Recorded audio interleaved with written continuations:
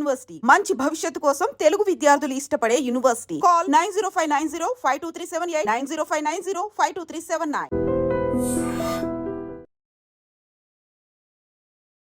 సినిమాల్లోకి రాకముందు ఎందుకు సార్ అసలు ఎందుకు సినిమాల్లోకి వచ్చారు? దానికి ముందు అసలు జ్వాల చక్రవర్తి అంటే ఎవరు? 2005లో నాకు ఎప్పుడైతే మూవీ ఆర్టిస్ట్ అసోసియేషన్కు నేను కలిశానో అక్కడ నాకు జరిగిన ఒక మూవీ ఆర్టిస్ట్ అసోసియేషన్ లాంటివి ఉన్నవి కొంచెం ఇబ్బందుల్లో ఉన్నవాడిని ఆదుకోవడానికి. యాక్చువల్లీ అది ఒక యూనిటీగా ఉండాలి. అవకాశాలు వచ్చేవాడికి మూవీ ఆర్టిస్ట్ అసోసియేషన్తో సంబంధం అవసరమే ఉంది. ఖచ్చితంగా ఏదో ఒక అసోసియేషన్లో ఉండడం అనేది అది కళాకారుడికి ఒక సెక్యూరిటీ లాంటిది. ప్రతిరోజు ప్రతి నెల మనకు పని ఉండదు. పేరు పెరిగే కొద్దీ, రెమ్యూనరేషన్ పెరిగే కొద్దీ వాళ్ళకు కూడా సెకండ్ అండ్ థర్డ్ ఆప్షన్స్ ఉంటాయి. 92లో వచ్చిన ఇండస్ట్రీకి వచ్చిన మిమ్మల్ని 2005లో రిజెక్ట్ చేయడం అనేది చాలా... నేను టోటల్లీ ప్రొఫెషనల్గా తీసుకొని 100% దీంట్లో ఫోకస్ చేసి ఉంటే ఆనరబుల్ కమిటీ మెంబర్స్ వాళ్ళల్లో ఒక 20 మంది ఉంటే ఒక 5-6 మంది ఎస్ ఈ ఆర్టిస్ట్ నాకు తెలుసు, ఇతనికి మనం ఇవ్వచ్చు అని చెప్పాలన్నమాట. సో అక్కడ ఒక 2-3 మాత్రమే చెప్పారు. మిగతా వాళ్ళు మీకే ఏదన్నా ఒక పర్సనల్ ఇష్యూ ఉండొచ్చు, మీరు ఏదో డిప్రెషన్లో ఉండొచ్చు, ఏదో ఒక గొడవ అవ్వచ్చు, తగువ అవ్వచ్చు, రకరకాల టెన్షన్స్, లేదంటే ఫైనాన్షియల్ టెన్షన్స్ అవ్వచ్చు, ఏదో ఒకటి ఉంటుంది. బట్ అక్కడికి వెళ్ళిన తర్వాత అన్నీ మర్చిపోయి నవ్వుతూ ఎలా చేస్తారు అది? అంతే అండి. కళాకారుడు అంటేనే కళపైన మక్కువతో అన్నీ మర్చిపోయి చేస్తేనే వారు పరిపూర్ణమైన కళాకారుడి కిందకి వస్తారు.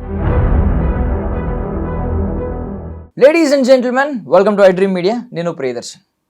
సో నా ముందు ఎవరున్నారంటే బేసికలీ ముందు కొంచెం ఆయన్ని కొంచెం బాడీ షేవింగ్ చేస్తున్నాను నేను. అంటే ఏంటంటే చాలామంది ఈ రోజుల్లో జీరో సైజ్ అంటూ బక్క పల్చని శరీరాలు, ఎముకలు కనిపించే ఎముకల గుడిలా ఉంటున్నారు. బట్ ఈయన చూస్తే మాత్రం నాకు నిండు కొండలాగా ఒక ప్లెజెంట్ అట్మాస్ఫియర్ వచ్చేసింది అనమాట. సో ఆయన ఎవరో కాదు, జ్వాల చక్రవర్తి గారు. ఆల్మోస్ట్ 80కి పైగా సినిమాలు చేశారు, 30 సీరియల్స్లో చేశారు. 2 దశాబ్దాలుగా ఈ సినీ ఇండస్ట్రీలో ఆయన్ని మనం ఏదో ఒక సినిమాలో ఎక్కడో ఒక రోల్లో చూస్తూ ఉంటాం అనమాట. ఆయన అందరినీ నవ్విస్తూ ఉంటారు. కాకపోతే మరి ఆయన పర్సనల్ ఏంటో నాకు తెలియదు. బేసికల్లీ ఇలా నవ్వించే వాళ్ళు చాలా ఫేస్ చేసినా కూడా మనల్ని నవ్వించడానికి వాళ్ళ బాధల్ని అన్నిటిని మర్చిపోతూ ఉంటారనమాట. సో అలాంటి పర్సన్ మన ముందు ఉన్నారు, మాట్లాడదాం. సార్ బాగున్నారా? నమస్తే దర్శన్ గారు. సార్ ఫస్ట్ బాడీ షేవింగ్ చేసిన కేసు ఏమన్నా వేస్తారా? ఏమీ లేదు సార్, చాలా బాగున్నారు సార్ బేసికల్లీ. Thank you. అంటే మీరు చెప్పింది చాలా బాగుంది.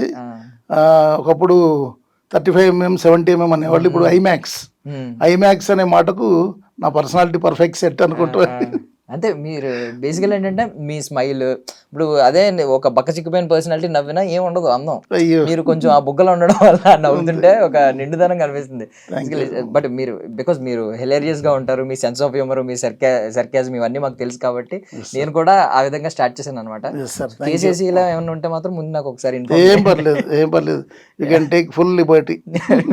నేను కూడా బాగా జోవియల్ పర్సన్, జోవియల్ జ్వాల అని నాకు ఆల్రెడీ పేరు ఉంది కాబట్టి చేతుల్లో పెట్టేసాను. మీరు నా మీద ఎన్నన్నీ వేసుకోవచ్చు, నేను ఎంజాయ్ చేస్తాను. తర్వాత నాకు అవకాశం వస్తుందో రాదో అని చెప్పి ముందు నేను ఒక కౌంటర్ వేసి వదిలేస్తాను అనమాట. సో సార్, అసలు ఐ మీన్ 2 దశాబ్దాలుగా చూస్తున్నారు కదా సినిమా ఇండస్ట్రీ ఎలా ఉంది ఏంటనేది చూస్తూ ఉన్నారు. మధ్యలో కనిపిస్తూ ఉంటారు, మెరుస్తూ ఉంటారు. ఎంతమంది సార్ పిల్లలు మీకు? నాకు I have 1 wife and 2 sons. ఇది కూడా ఈ మధ్య అవసరం, పర్ఫెక్ట్నెస్ ఉండాలి కదా. ఎందుకంటే రేపు పొద్దున క్లారిటీ చెప్పలేదు అనుకుంటా. అంటే నాకు తెలిసి ఇంకొక 5-10 years తర్వాత ఫస్ట్ ఎంతమంది పిల్లలు అని అడిగే బదులు ఎంతమంది వైఫ్స్ సార్ అని అడుగుతారేమో. జనరేషన్ అప్గ్రేడ్ అవుతుంది. హాసనటుని నవ్వించే ప్రయత్నం అంతే. My wife is a home maker, she is house wife. And నాకు 2 అబ్బాయిలే. 2 అబ్బాయిలు ఎవరు బాగా ఇష్టం అండి? నాకు 2 ఇష్టమే. చెప్పలేరు కదా. నేను స్టార్టింగ్ ఒక మిమ్మల్ని మిమ్మల్ని కొంచెం ఇరికించే ప్రయత్నం చేస్తున్నాను. 80 సినిమాల్లో మీకు బాగా దగ్గరైన 80కి పైగా సినిమాలు ఉన్నాయి కాబట్టి వాటిలో మీకు బాగా మీ హృదయానికి దగ్గరగా ఉండే సినిమా ఏంటి? హృదయానికి దగ్గర ఉండేది ఆడవారి మాటలకు అర్థాలు వేర్లే. ఎందుకు సార్? అక్కడి నుంచే కదా నాకు బ్రేక్ ఈవెన్ వచ్చింది.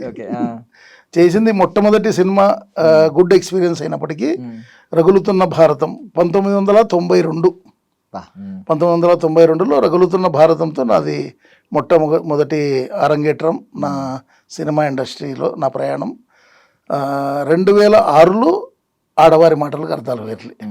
అంతవరకు నేను ఏదో క్యాజువల్గా మనకు వచ్చిన వేషాలు ఏవో చేసుకుంటూ దాన్ని ఒక హాబీగా పెట్టుకొని చేసుకుంటూ ఉండేవాడిని. 2005లో నాకు ఎప్పుడైతే మూవీ ఆర్టిస్ట్ అసోసియేషన్కు నేను వెళ్ళి అక్కడ కలిశానో అక్కడ నాకు జరిగిన ఒక ఎక్స్పీరియన్స్ అంటే మూవీ ఆర్టిస్ట్ అసోసియేషన్లో ఏంటంటే మినిమం ఇన్ని మూవీస్ చేసి ఉండాలి అండ్ గుడ్ రికగ్నిషన్ ఉండాలి. ఇవన్నీ కూడా చాలా అవసరం. దెన్ నేను ఏంటంటే నేను పెట్టుకున్న అప్లికేషన్ని వాళ్ళు రిజెక్ట్ చేశారు. ఎందుకు రిజెక్ట్ చేశారంటే మీకు ఇంకా రికగ్నిషన్ రావాలి, ఇంకా మంచి పేరు రావాలి, అప్పుడు ఖచ్చితంగా మీకు ఇస్తాం. ఇది నాకే కాదు, ఎవరైనా గుర్తు పట్టని కళాకారులు కావచ్చు లేదా అప్కమింగ్ కావచ్చు కొత్త వాళ్లకు అక్కడ ఇవ్వాలి అంటే కినా వాళ్ళకు అంటూ కొన్ని ప్రోటోకాల్స్, ఆ ప్రోటోకాల్స్ వాళ్ళు దే హ్యావ్ టు ఫాలో అన్నమాట. సో నాకు చెప్పారు ఇట్లా మీకు కంగ్రాచులేషన్స్ ఇన్ అడ్వాన్స్గా, మీరు ఇంకా కొన్ని సినిమాలు చేసి మంచి పాపులారిటీ అయిన తర్వాత ఖచ్చితంగా మళ్ళీ రిక్వెస్ట్ పెట్టుకోండి, మేము మీకు ఇస్తామని చెప్పి. తప్పుగా అనుకోకండి, నేను ఇప్పుడే అడుగుతున్నాను, ఈ రూల్ బాగుందా, మీకు నచ్చింది ఏమన్నా? నాకు మొదట కొంచెం నాకు మనసుకు బాధ అనిపించిన అది ప్రోటోకాల్ ఫర్ ఎవ్రీవన్. సార్ అంటే ప్రోటోకాల్ అంటున్నారు, ఇప్పుడు మూవీ ఆర్టిస్ట్ అసోసియేషన్ లాంటివి ఉన్నవి కొంచెం ఇబ్బందుల్లో ఉన్నవాడిని ఆదుకోవడానికి, యాక్చువల్లీ అది ఒక యూనిటీగా ఉండాలి.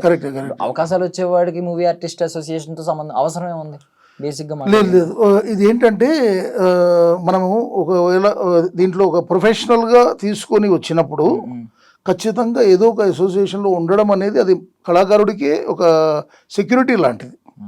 సెక్యూరిటీ అంటే మీకు ఎలా చెప్పాను నేను, ఒక సంస్థలో మనము ఉండి ఏదైనా మనకు ఇబ్బందులు లేకుంటే ఏదన్నా మనకు ఇన్సూరెన్స్ కావచ్చు, లేదంటే రేపొద్దున మనకు కావాల్సిన ప్లాట్స్ కానీ ఫ్లాట్స్ కానీ కావచ్చు, లేదంటే ఎక్కడన్నా మనకు పేమెంట్ రాకపోవచ్చు, ఇట్లాంటివన్నీ అంటే లాభాలు నష్టాలు రెండు. సో రెండిటికి కూడా ఆదుకునేది ఒక సంస్థ, అది movie artist association. Telugu film ఇండస్ట్రీకి ఒక దిగ్గజం లాంటిది, అంటే దట్ ఈస్ ద కింగ్. దాని తర్వాత చాలా ఉన్నాయి అసోసియేషన్స్, సో అవన్నీ కూడా తర్వాతనే. సో దీనికి నేను అంటే 100కు 1000 మార్కులు ఇస్తాను మూవీ ఆర్టిస్ట్ అసోసియేషన్. అంటే ఓకే, ఇదంతా బాగుంది, అంటే వాళ్ళ ఆర్గనైజేషన్ మోటో ఏంటి ఫుల్ఫిల్ చేస్తుంది అదంతా ఓకే, కానీ ఈ ప్రోటోకాల్ విషయానికి వచ్చేసరికి నాకు కొంచెం ఏమనిపించింది అంటే 13 ఏళ్ల తర్వాత, ఐ మీన్ 92లో వచ్చిన ఇండస్ట్రీకి వచ్చిన మిమ్మల్ని 2005లో రిజెక్ట్ చేయడం అనేది చాలా. ఎందుకంటే నేను అంతంత మటుకే సినిమాలు చేశాను, ఎక్కువ చేయలేదు. నేను టోటల్లీ ప్రొఫెషనల్గా తీసుకొని 100% దీంట్లో ఫోకస్ చేసి ఉంటే ఖచ్చితంగా అప్పటికి ఒక 15, 20 అంటే ఇన్స్పెక్టరు, డాక్టరు, లాయర్ లాంటివి మనకి ఏ రకంగా రికగ్నిషన్ వస్తుంది. సో అక్కడ గుర్తుపట్టారు, అంటే కమిటీ మెంబర్స్ అని ఉంటారు, హానరబుల్ కమిటీ మెంబర్స్. వాళ్ళల్లో ఒక 20 మంది ఉంటే ఒక 5-6 మంది ఎస్ ఈ ఆర్టిస్ట్ నాకు తెలుసు, ఇతనికి మనం ఇవ్వచ్చు అని చెప్పాలన్నమాట. సో అక్కడ ఒక 2-3 మాత్రమే చెప్పారు, మిగతా వాళ్ళు హెసిటేట్ చేశారు. సో దానికి నాకు మంచిదైంది, నిజంగా చెప్పాలి అంటే నాకు చాలా మంచిదైంది.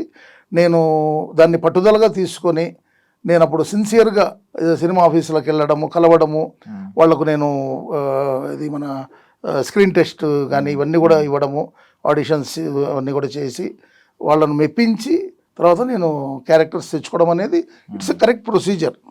నాకు చాలా బాగా అనిపించింది. అయితే ఈ 2005లో నాకు ఇది జరిగిన తర్వాత 2006లో నాకు ఆడవారి మాటలు కర్తలు వేర్లే సినిమా వచ్చింది. అది చేసిన తర్వాత ఇంకా వరుస పెట్టి నాకు ఇంకా ఒక 50-60 సినిమాలు ఇంకా మనకు వెనక్కి తిరిగి చూసుకునే అవసరం లే. ఈ క్రమంలోనే నేను రిక్వెస్ట్ పెట్టుకున్న వెంటనే ఇమీడియట్గా నాకు మెంబర్షిప్ ఇచ్చారు. So I felt happy. తర్వాత అంటే నేను చెప్తున్నా కదా, మొదట్లో రిజెక్ట్ చేశారని ఒక చటుక్కున ఒక చిన్న బాధ కలిగింది. బట్ ఎందుకు చేశారు నాకే కాదు, ఎవరికైనా అదొక ప్రొసీజర్. సో ఆ ప్రొసీజర్ను వాళ్ళు ఫాలో అయ్యారు అంతే. బట్ రిజెక్షన్ మీకు మీ కెరియర్ని మార్చింది యాక్చువల్లీ. ఖచ్చితంగా, ఎందుకంటే నేను ఒక పట్టుదలతో చేశాను కదా, పట్టుదలతో దీన్ని ఒక ప్రొఫెషనల్గా తీసుకొని పట్టుదలగా చేశాను. అటు అసోసియేషన్లో మెంబర్షిప్ ఇచ్చారు, ఇటు సినిమా ఫీల్డ్లో పలు వేషాలు వచ్చాయి, అండ్ నన్ను నేను నిరూపించుకోగలిగాను అని అన్ని రకాలుగా అది నాకు లాభమే చేకూరింది. సో అంటే బేసికల్లీ ఒక ఆర్టిస్ట్కి ఉండాల్సిన బలాలు ఏంటంటే ఒకటి ఎక్స్ప్రెషన్స్, ఎస్ మీరు ఆబ్వియస్లీ ఎక్స్ప్రెషన్స్ అదరగొడతారు.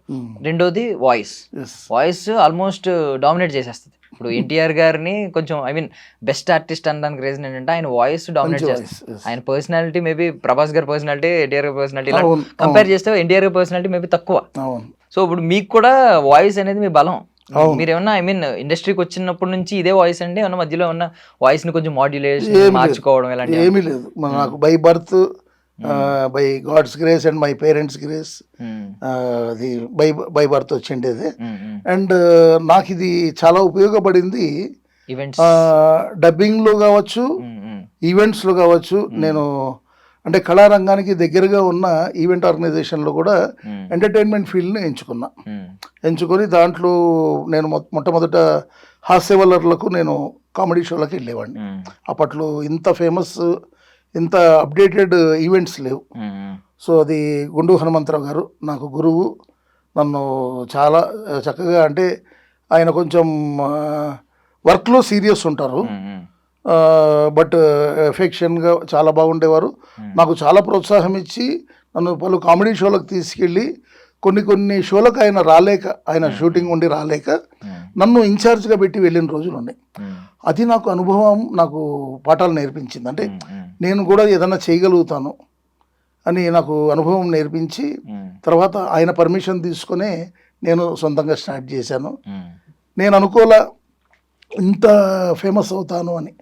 బట్ ఇప్పుడు హైదరాబాద్లో ఉన్న 605 మంది ఈవెంట్ ఆర్గనైజర్స్లో నాకు పొజిషన్ కూడా టాప్ 5లో నా పేరు చెప్తున్నారు మా ఈవెంట్స్ వాళ్ళు. సో ఫేమస్ అంటే నేను దాన్ని ఏమి, అంటే మీరు మీ పేరు, మీ ఇంటి పేరులో ఫైర్ ఉంది, ఆ ఫైర్ ని మీరు ఈవెంట్స్ లో కూడా పెట్టేశారు కాబట్టి ఆ ఫైర్ కనిపిస్తుంది అన్నమాట మీ కెరియర్ లో, ఆ ఈవెంట్స్ ఆర్గనైజింగ్ లో కావచ్చు. యాక్చువల్లీ మా ఇంటి పేరు కామిశెట్టి, నాన్నగారి పేరు జ్వాల నరసింహులు. ఓకే. సో నాన్నగారు ఏం చేశారంటే దాన్ని కట్ షార్ట్ గా కేఎన్ జ్వాల అని పెట్టుకున్నారు. సో మా అందరికి కూడా, మా జనరేషన్ నుంచి అందరికి కూడా ఆయన పేరుని సర్నేమ్ చేశారు. సో అట్లా జ్వాలా చక్రవర్తి అయింది. బట్ ఎనీవే, అంటే ఇంటి పేరు కూడా ఎవరో ఒకళ్ళ దగ్గర నుంచి, ఎవరో పెట్టిన దగ్గర నుంచి వస్తుంది. అంతే కదా, మీరు డైరెక్ట్ మీ మూల పురుషుడిని మీరు తీసుకుంటారు. ఖచ్చితంగా. అంటే ఏ ఇండస్ట్రీలో కానీ, ఏ ఫీల్డ్లో కానీ మనకు ఒక బర్నింగ్ డిజైర్ అనేది ఉంటేనే ఖచ్చితంగా దాంట్లో రాణిస్తాం. లేకుంటే అందరిలో ఒకరిగా ఉంటాం. అందరిలోకి ఒకరిగా ఉండాలి అంటే ఖచ్చితంగా మనం కష్టపడాలి, ఆ బర్నింగ్ డిజైర్ ఉండాలి, సిన్సియారిటీ, పంక్చువాలిటీ ఇంకా ఉండాలి. సో మీరు సార్ అంటే సినిమాల్లోకి రాకముందు ఎందుకు సార్, అసలు ఎందుకు సినిమాల్లోకి వచ్చారు? దానికి ముందు అసలు జ్వాల చక్రవర్తి అంటే ఎవరు? ఓకే, దానికి ముందు వచ్చేసి నేను స్కూలు, కాలేజు, ఈ స్కూలింగ్ అండ్ కాలేజీలో ఉన్నప్పుడు నాకు తెలియకుండానే ఒక నటన మీద నాకు ఇష్టం ఏర్పడింది. నటన అండ్ నాట్యం అంటే డ్యాన్స్. సో నేను చాలా పాతవారు నటరాజ రామకృష్ణ గారని చిగడపల్లిలో ఉండేవారు. ఆ గురువు గారి దగ్గర నేను భరతనాట్యం నేను నేర్చుకున్నా. అయితే నేను బేసిక్స్ ఒక ఫ్యూ మంత్సే నేను వెళ్ళింది ఆయన దగ్గరికి. తర్వాత ఆయనకి ఏదో అనారోగ్యం వల్ల నేను మానేయాల్సి వచ్చింది. అండ్ తర్వాత నేను రామకోటి మ్యూజిక్ కాలేజ్ వెళ్ళాను. అక్కడ ఏదో సంగీత పరంగా కొన్ని పాటలు నేర్చుకున్నాను. ఇవన్నీ కూడా హాఫ్ హార్టెడ్లీ, అంటే సగం సగం నేర్చుకున్నట్టుగా జరిగాయి. బట్ నాకు at the end of the day నాకు సినిమాల్లో చేయాలి, సీరియల్స్లో చేయాలి, ఈవెంట్ రంగం కూడా నాకు ఎప్పుడు ఆలోచన లేదు. బట్ ఎప్పుడైతే సినిమా అండ్ టీవీ రంగంలో నేను చేస్తూ ఉండగా ప్రొఫెషనల్గా తీసుకున్నానని చెప్పాను చూసారా, మధ్య మధ్యలో కొన్ని గ్యాప్స్ వచ్చాయి. ఎందుకంటే ప్రతిరోజు ప్రతి నెల మనకు పని ఉండదు, చెప్పలేం. ఎందుకంటే మనకు పేరు పెరిగే కొద్దీ, రెమ్యూనరేషన్ పెరిగే కొద్దీ వాళ్ళకు కూడా సెకండ్ అండ్ థర్డ్ ఆప్షన్స్ ఉంటాయి డైరెక్షన్ డిపార్ట్మెంట్ వాళ్ళకు. సో మనం ఆ కాంపిటీషన్ను తట్టుకుంటూ వాళ్ళ బడ్జెట్స్ను కూడా సూట్ అవుతూ మనం చేసుకుంటూ వస్తేనే జరుగుతుంది. సో ఖచ్చితంగా ఈ కాంపిటేటివ్ వరల్డ్లో కొంచెం మధ్య మధ్యలో గ్యాపులు రావడంతో నేను ఈవెంట్ ఆర్గనైజేషన్ గురించి కొంచెం వాకప్ చేసి ఆల్రెడీ నాకున్న అనుభవము, గుండు హనుమంతరావు గారితో కలిసి చేసిన కార్యక్రమాలు ఇవన్నీ కూడా నాకున్న అనుభవం నాకు నిజంగా చాలా హెల్ప్ చేశాయి. సో గుండు హనుమంతరావు గారు, మా కజిన్ సిస్టర్ మలక్పేట్ శైలజ గారు, అలాగే ఎంబీజీ తిలక్ గారు సీనియర్ మోస్ట్ ఆర్టిస్టు, వీళ్ళ ముగ్గురు కూడా నాకు చాలా హెల్ప్ చేశారు. అండ్ ఈవెంట్స్ పరంగా నాకు చేయూతనిచ్చి నన్ను ఒక దారి చూపించి ఈ దారిలో నువ్వు చక్కగా ప్రయాణం చేసుకో అని చెప్పిన వ్యక్తి senior most artist Pasunuru Srinivasulu గారు, ఎలియాస్ ఘర్షణ శ్రీనివాస్. సో ఆయన నాకు ఈవెంట్ ఆర్గనైజేషన్లో నాకు చాలా సహాయ సహకారాలు అందించారు. సో మనకు చేసిన వాళ్ళు, సహాయం చేసిన వాళ్ళు, చేయూతనిచ్చిన వారికి మనం ఎప్పుడు కృతజ్ఞతగా మనం రుణపడి ఉండాలి.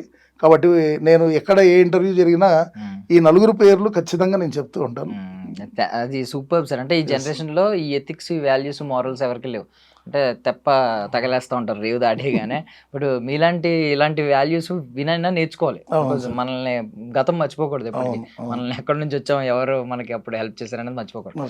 Super sir. అంటే మీరు ఇప్పటికీ కూడా చెప్తున్నారంటే బట్ జనరల్లీ మీరు అందరినీ నవ్వించాలని ప్రయత్నిస్తూ ఉంటారు ఈవెంట్స్ లో, ఎస్పెషల్లీ అదే మీ టాస్క్. ఇంకా ఈవెంట్స్ లోకి వచ్చేసరికి సరదాగా అందరినీ ఎంటర్టైన్ చేస్తూ ఉంటారు. అది చిన్న బడ్జెట్ అయినా సినిమాలైనా మీ ఇంటెన్షన్ ఎప్పుడు అందరినీ నవ్వించాలి. బట్ థింగ్ ఏంటంటే అలాంటప్పుడు దానికి ముందు మీకే ఏదన్నా ఒక పర్సనల్ ఇష్యూ ఉండొచ్చు. మీరు ఏదో ఒక బాధాకరమైన సంఘటన జరుగుండొచ్చు, లేదంటే మీరు ఏదో డిప్రెషన్ లో ఉండొచ్చు, ఏదో గొడవ అవ్వచ్చు, తగువ అవ్వచ్చు, రకరకాల టెన్షన్స్, లేదంటే ఫైనాన్షియల్ టెన్షన్స్ అవ్వచ్చు, ఏదో ఒకటి ఉంటది. బట్ అక్కడికి వెళ్ళిన తర్వాత అన్ని మర్చిపోయి నవ్వుతూ ఎలా చేస్తారు అది? అంతే అండి. కళాకారుడు అంటేనే కళపైన మక్కువతో అన్నీ మర్చిపోయి చేస్తేనే వారు పరిపూర్ణమైన కళాకారుడి కిందకి వస్తారు. మీరు చూసే ఉండొచ్చు, వినే ఉండొచ్చు, ఎన్టీ రామారావు గారు, నాగేశ్వరరావు గారు, ఎస్వి రంగారావు గారు, వీళ్ళకు కూడా కుటుంబ సమస్యలు ఎన్నో ఉండి, ఎన్నో వాళ్ళు కొన్ని సాడ్ న్యూస్లు విని, వాళ్ళు ఆ టైంలో షూటింగ్ లొకేషన్లో ఉండి దాన్ని పరిపూర్ణంగా, ఎందుకంటే ఒక ప్రొడ్యూసర్ అనే వ్యక్తి మనకు కుటుంబానికి తండ్రి ఎలాగో అటువంటి వారు, అండ్ దర్శకుల వారు ఒక తల్లి లాంటి వారు. సో అక్కడ ఒక 100 మందో 500 మందో 1000 మందో పెట్టి అక్కడ ఒక షూటింగ్ లొకేషన్లో ఒక ఆ రోజు ఎన్నో ఖర్చులతో కూడుకున్న ఒక వర్క్ జరుగుతుంది. సో దాంట్లో మధ్యలో వెళ్ళిపోతే ప్రొడ్యూసర్ చాలా నష్టపోతారు. అలాగే తోటి ఆర్టిస్టులు అందరూ, టెక్నీషియన్స్ అందరూ కూడా మళ్ళీ వాళ్ళకు ఆ డేట్ దొరకాలి, మళ్ళీ ఈ కాంబినేషన్ రావాలి, ఇవన్నీ కూడా ఉంటాయి. సో ఆ జరిగిన బాధాకరమైన సంఘటన జరిగిపోయింది, బట్ మనం అక్కడికి వెళ్ళడానికి కొద్దిగా టైం పడుతుంది. సో ఇక్కడ కంప్లీట్ చేసుకొని వెళ్ళాలి. అంత బాధ కూడా ఏదన్నా జరిగింది అంటే కూడా ఆ బాధను దిగమింగుకుంటూ దాన్ని మనం కళ్ళల్లో, మన ఫేస్లో ఎక్స్ప్రెషన్ చూపించకుండా అక్కడ చేయాల్సిన క్యారెక్టర్ను దిగ్విజయంగా మనం పరిపూర్ణంగా చేసి తర్వాత వెళ్ళాలి. మీరు చెప్పిందంటే నేను ఎన్టీఆర్ గారి దగ్గర విన్నానండి. అంటే ఆయన పాపం వాళ్ళ అబ్బాయి చాలా మంది ఫాలో అవుతున్నారు ఇప్పటికి, నేను చూస్తున్నాను.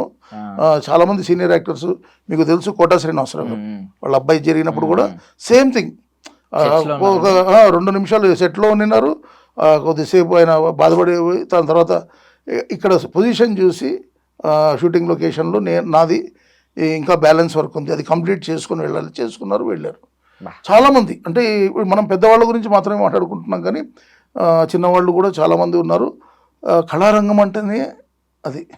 అండ్ కళామ తల్లి బిడ్డలుగా మేమందరం కూడా మా పరిపూర్ణమైన మా యొక్క బాధ్యతను నిర్వహించడం అనేది ఖచ్చితంగా అవసరం. అలా ఉన్న వాళ్ళే వాళ్ళను పరిపూర్ణమైన కళాకారుడు అని అంటారు. అంటే ఒక సైకాలజీ కూడా ఉందండి. ఏంటంటే ఎక్కువ నవ్వే వాళ్ళు ఒక డీప్ పెయిన్ ని హైడ్ చేస్తూ ఉంటారు, వాళ్ళు బాధని హైడ్ జనరల్లీ, అంటే మీరు నవ్వించడానికి చేస్తూ ఉంటారు.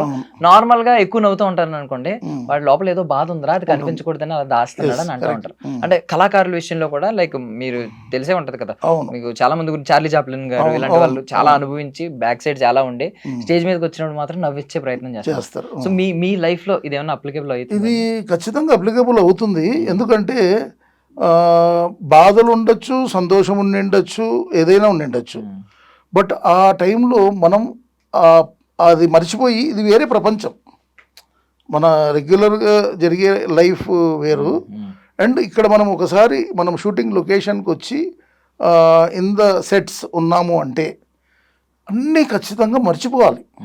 మర్చిపోయి అక్కడ మనకు ఏం వర్క్ ఇచ్చారు, మన క్యారెక్టర్ ఏంటి, మన ఇన్వాల్వ్మెంట్ ఏంటి, దాంట్లో పరిపూర్ణంగా, అంటే అది కామెడీ క్యారెక్టర్ కావచ్చు, సింపతి కావచ్చు, ఎమోషనల్ కావచ్చు, లేదా విలన్రీ కావచ్చు, వాట్ ఎవర్ ఇట్ ఈస్, దాంట్లో మనము ఒక పరకాయ ప్రవేశం లాగా చేసి దాన్ని పరిపూర్ణంగా కంప్లీట్ చేసి వెళ్ళడం అనేది మన కళాకారుల బాధ్యత. అండ్ నేను వినేది ఏంటంటే ఇప్పుడు జనరల్లీ ఏదైనా అవకాశాలు అనేవి నార్మల్గా టాలెంట్ని బట్టి వీటిని బట్టి కంటే ఇండస్ట్రీ టాక్స్ ఇవి రిలేషన్ బట్టి వస్తూ ఉంటాయి. మనం ఎవరితో అయినా ట్రావెల్ అవుతూ ఉంటే వాళ్ళకి మనం క్లోజ్ అవుతూ ఉంటే దాన్ని బట్టి వాళ్ళు నెక్స్ట్ ఏ సినిమా చేసినా ఆ సినిమాలో మనకు అవకాశం ఖచ్చితంగా ఇస్తారు. మొదట్లో నేను కూడా అనుకునేవాడిని, ఎందుకు నేను వెళ్ళి కలిశాను కదా, నేను ఫోటోలు ఇచ్చాను కదా, నేను ఆడిషన్ ఇచ్చాను కదా, నాకెందుకు రాలేదు. ఇప్పుడు మనమే ఉన్నాం అనుకోండి, మనమే ఒక ప్రొడక్షన్ హౌస్ రన్ చేస్తున్నాం, ఒక దర్శకుల వారు ఉన్నారు, ఒక ప్రొడ్యూసర్ ఉన్నారు, అండ్ ఒక టీం ఉంది. సో వాళ్ళకి ఏమవుతుందంటే ఇప్పుడు నేను ఈవెంట్ ఆర్గనైజేషన్ రన్ చేస్తూ ఉండగా నాకు అర్థం చేసుకునే ఒక అనుభవం కలిగింది. ఏమవుతుందంటే ఇప్పుడు నేను ఈవెంట్స్ రన్ చేసినప్పుడు అక్కడ ఒక టీంను మెయింటైన్ చేయాలి. ఇది ఎంటర్టైన్మెంట్ ఫీల్డ్లో యాంకర్స్ ఉంటారు, ఇమిటేషన్ వాళ్ళు ఉంటారు, సింగర్స్ ఉంటారు, ఆర్కెస్ట్రా వాళ్ళు ఉంటారు, డాన్సర్స్ ఉంటారు, దాండియా వాళ్ళు ఉంటారు, ఇట్లా వీళ్ళంతా. సో ఇక్కడ వీళ్ళంతా ఉన్నప్పుడు మనం ఏం చేస్తాము, మనకు కంఫర్టబుల్ ఎవరు అంటే కొందరు ఏం చేస్తారంటే టైంకి రారు, వాళ్ళు ఎలా చేస్తారో మనకు తెలియదు. మేబీ వాళ్ళు గొప్ప ఆర్టిస్ట్ ఉండొచ్చు, వాళ్ళతో మనకు బాండింగ్ లేకపోవచ్చు. అలా కూడా కొందరికి ఆ కంటిన్యూటీ అంటే ఇప్పుడు కొందరు దర్శకులు, కొందరు ప్రొడక్షన్ వాళ్ళు ఏం చేస్తారంటే అరే వీళ్ళు మనకు సహకరించారు ఈ పర్టికులర్ షూటింగ్లో, మళ్ళీ వాళ్ళని తీసుకుందాం అని వీళ్ళకు ప్రిఫరెన్స్ ఇస్తారే తప్ప కొత్త వాళ్ళకి ఇవ్వకూడదు అని కాదు. కొత్త వాళ్ళకు కూడా ఇస్తారు, బట్ ప్రిఫరెన్స్ అనేది వాళ్ళకంటూ ఒక స్వీట్ టీం ఉంటుంది, ఆ స్వీట్ టీంకు ప్రిఫరెన్స్ ఇస్తూ వస్తారు. ప్రిఫరెన్స్ లోనే మేజర్ రోల్స్ వచ్చేస్తాయి కదా. అండ్ మేజర్ రోల్స్ జనరల్లీ పెద్ద ఆర్టిస్టులని ఎప్పుడు అంటాము, వాళ్ళ మేజర్ క్యారెక్టర్స్ వచ్చి వాళ్ళు దాంట్లో బాగా పర్ఫార్మెన్స్ ఇచ్చి అవి పండినప్పుడే వాళ్ళు సీనియర్ మోస్ట్ ఆర్టిస్టులు ఆర్ సీనియర్ యాక్టర్స్ అవుతారు. సో అది అవకాశం రాని వాళ్ళు చాలామంది ఉన్నారు, అవకాశం రాని వాళ్ళు కూడా ఉన్నారు. వాళ్ళకు కూడా దర్శకుల వారు కొత్త వాళ్ళకు కూడా అవకాశం ఇస్తే బాగుండు అనిపిస్తుంది, ఇస్తున్నారు కూడా. నేను అంటే మనము అలా ఎవరిని అనడానికి లేదు. అంటే ఇప్పుడు కాస్టింగ్ గురించి మాట్లాడుకుంటే బేసికల్లీ ఇప్పుడు డైరెక్టర్ గారు అందరినీ కాస్ట్ చేయరు, కాస్టింగ్ డైరెక్టర్ ఎవరు ఉంటారో వాళ్ళని తీసేసుకుంటా ఉంటారు. ఈయన ఏంటంటే కొన్ని మేజర్ రోల్స్ మీద ఫోకస్ చేస్తా ఉంటారు. సో నెక్స్ట్ కాస్టింగ్ డైరెక్టర్ ఏంటంటే కొంచెం ఐ మీన్ కొంచెం వాళ్ళ ఎంతైనా ఎవరికైనా ఉంటుంది, అది మనకు తెలిసిన వాడు ఎవడో వాడికి హీరోలు ఇప్పిద్దాం, తెలియని వాళ్ళలో ఫిల్టర్ చేసుకుని జెన్యున్ గా నార్మల్ గా చూడడం, అలా చూస్తూ ఇస్తూ ఉంటాం. జనరల్ అంటే ఇప్పుడు ఇన్ని 100 కోట్లు 1000 కోట్లు లేదా కొన్ని కోట్ల రూపాయలు పెట్టి తీసేటప్పుడు ఖచ్చితంగా వాళ్ళు ఒక భూతద్దంతో చూసినట్టు ప్రతి ఆర్టిస్ట్ను ట్రాన్స్పరెన్సీతో సెలెక్ట్ చేయాలి. ఎందుకంటే ఏమవుతుందంటే అందరూ మనవాళ్ళు అని పెట్టుకుంటే అక్కడ మనకు సబ్జెక్ట్ అండ్ మనకు ప్రాజెక్ట్ అనేది కూడా మళ్ళీ మనకు ప్రాబ్లం అవుతుంది. అందు గురించి ఏంటంటే కొన్ని ఆబ్లిగేషన్స్ ఉంటాయి, ఆబ్లిగేషన్స్ని మనం కాదనలేం, అది వాళ్ళ ఇష్టం, అది ప్రొడ్యూసర్ గారు డైరెక్టర్ గారు వాళ్ళ ఇష్టం, డైరెక్షన్ డిపార్ట్మెంట్ ఇష్టం. దర్శకులు వారు ఏం చేస్తారంటే main track hero heroine, main comedian, main villain వీళ్ళ వరకు ఆయన చూసుకుంటారు. తర్వాత co directors, chief associate directors వీళ్ళు ఉంటారు, వాళ్ళకు కొన్ని క్యారెక్టర్స్ అప్పచెప్తారు. అండ్ క్యాస్టింగ్ కౌచ్ అని ఎప్పుడు పెట్టుకుంటారంటే వాళ్ళకి ఇంకా టైం దొరకట్లేదు, వాళ్ళంతా కూడా they are involving in the project, అప్పుడు క్యాస్టింగ్ కౌచ్ అనే వాళ్ళని పెట్టుకునే ఛాన్స్ ఉంది. క్యాస్టింగ్ కౌచ్లలో మంచోళ్ళు చాలామంది ఉన్నారు, ప్రాబ్లం ఇచ్చేవాళ్ళు కూడా కొందరు ఉన్నారు, బట్ అందరినీ మనం తప్పుపట్టలేం. ప్రతి చోట గుడ్ బ్యాడ్ డెఫినెట్లీ ఉంటుంది. వచ్చిన కళాకారులు ఎంచుకునే పద్ధతిలో ఉంటుంది. వచ్చిన కళాకారులు అది మేల్ యాక్టర్ కావచ్చు, ఫీమేల్ యాక్ట్రెస్ కావచ్చు, హూఎవర్ ఇట్ ఈస్ మనం ఎంచుకోవాలి. మనకి ఇక్కడ ఎవరు ఎటువంటి ఫోర్స్ చేయరు, మనకు ఇది పాసిబిలిటీ, ఇది మనకు ఉన్న అవైలబిలిటీ. సో దాంట్లో మనం we can have selection. So first cinema 92 sir, 1992 Ragulutunna భారతం అనే సినిమాలో నేను ఒక చిన్న క్లైమాక్స్ సీన్లో ఒక ఇన్స్పెక్టర్ రోల్ చేశాను. ఎలా వచ్చింది sir first option? First option వచ్చి ఫస్ట్ ఆఫర్ వచ్చి నాకు మా మేనత్త, మా నాన్నగారి సొంత చెల్లెలు, ఆవిడ వాళ్ళ ఇంటి పక్కన ఒక రైటర్ ఉండేవారు, చెల్లా సుబ్రహ్మణ్యం గారని. సో ఆయన రైటర్గా చేస్తూ ఓన్ ప్రొడక్షన్ పెట్టి ఆయన ఓన్ ప్రొడక్షన్ ఆఫీస్ కూడా స్టార్ట్ చేశారంట. నాకు మా అత్తమ్మ చాలా లేటుగా చెప్పారు, అంటే ఆవిడకు కూడా ఇన్ఫర్మేషన్ లేటుగా వచ్చింది. సో దెన్ మా అత్తమ్మ చెప్పడంతో నాకు అప్పటికే నేను నా బీటెక్ అయిపోయి ఏదో జాబ్స్ అని చేస్తున్నాను, కానీ నా మనసంతా యాక్టింగ్ పైన ఉంది. సో ఎలా అయినా ఈ ఫీల్డ్లో రాణించాలి అనేది దాంట్లో తిరుగుతూ మా అత్తమ్మ చెప్పిన రెఫరెన్స్లో వెళ్ళి శ్రీనగర్ కాలనీలో ఈ సినిమా ఆఫీస్ ఉంటే కన్నా వెళ్ళి కలిశాను. Maitra movies, I think Maitri గారు, సారీ నాట్ మైత్రి కాదు, మైత్రి అంటే ఇప్పుడు వెరీ ఫేమస్. సో సమ్ నేను ప్రొడక్షన్ పేరు మర్చిపోయాను, but Ragulutunna Bharatam, Jagapathi Babu and Divyavani hero. And మీకు ఎల్డర్లీ క్యారెక్టర్స్ వచ్చి అక్కినేని నాగేశ్వరరావు గారు, దాసరి నారాయణరావు గారు. సో దాంట్లో ఒక ఇన్స్పెక్టర్ రోల్గా నేను వచ్చి అరెస్ట్ చేసి తీసుకెళ్లే సీన్ అనమాట. సార్ అంటే మీరు ఆల్మోస్ట్ 3 జనరేషన్ యాక్టర్స్ తో చేశాను. అంటే నాకు ఈ 92 to 91, 92 to 2000 వరకు it was like A hobby, not a profession, it's like A hobby. But అప్పుడు అంతగా 10-15 సినిమాలు చేసి ఉంటానేమో. అవన్నీ కూడా నాకు తేలిపోయినట్లు అయిపోయి, అంటే నాకు జాబ్ సాటిస్ఫాక్షన్ ఎక్కడ రాలా.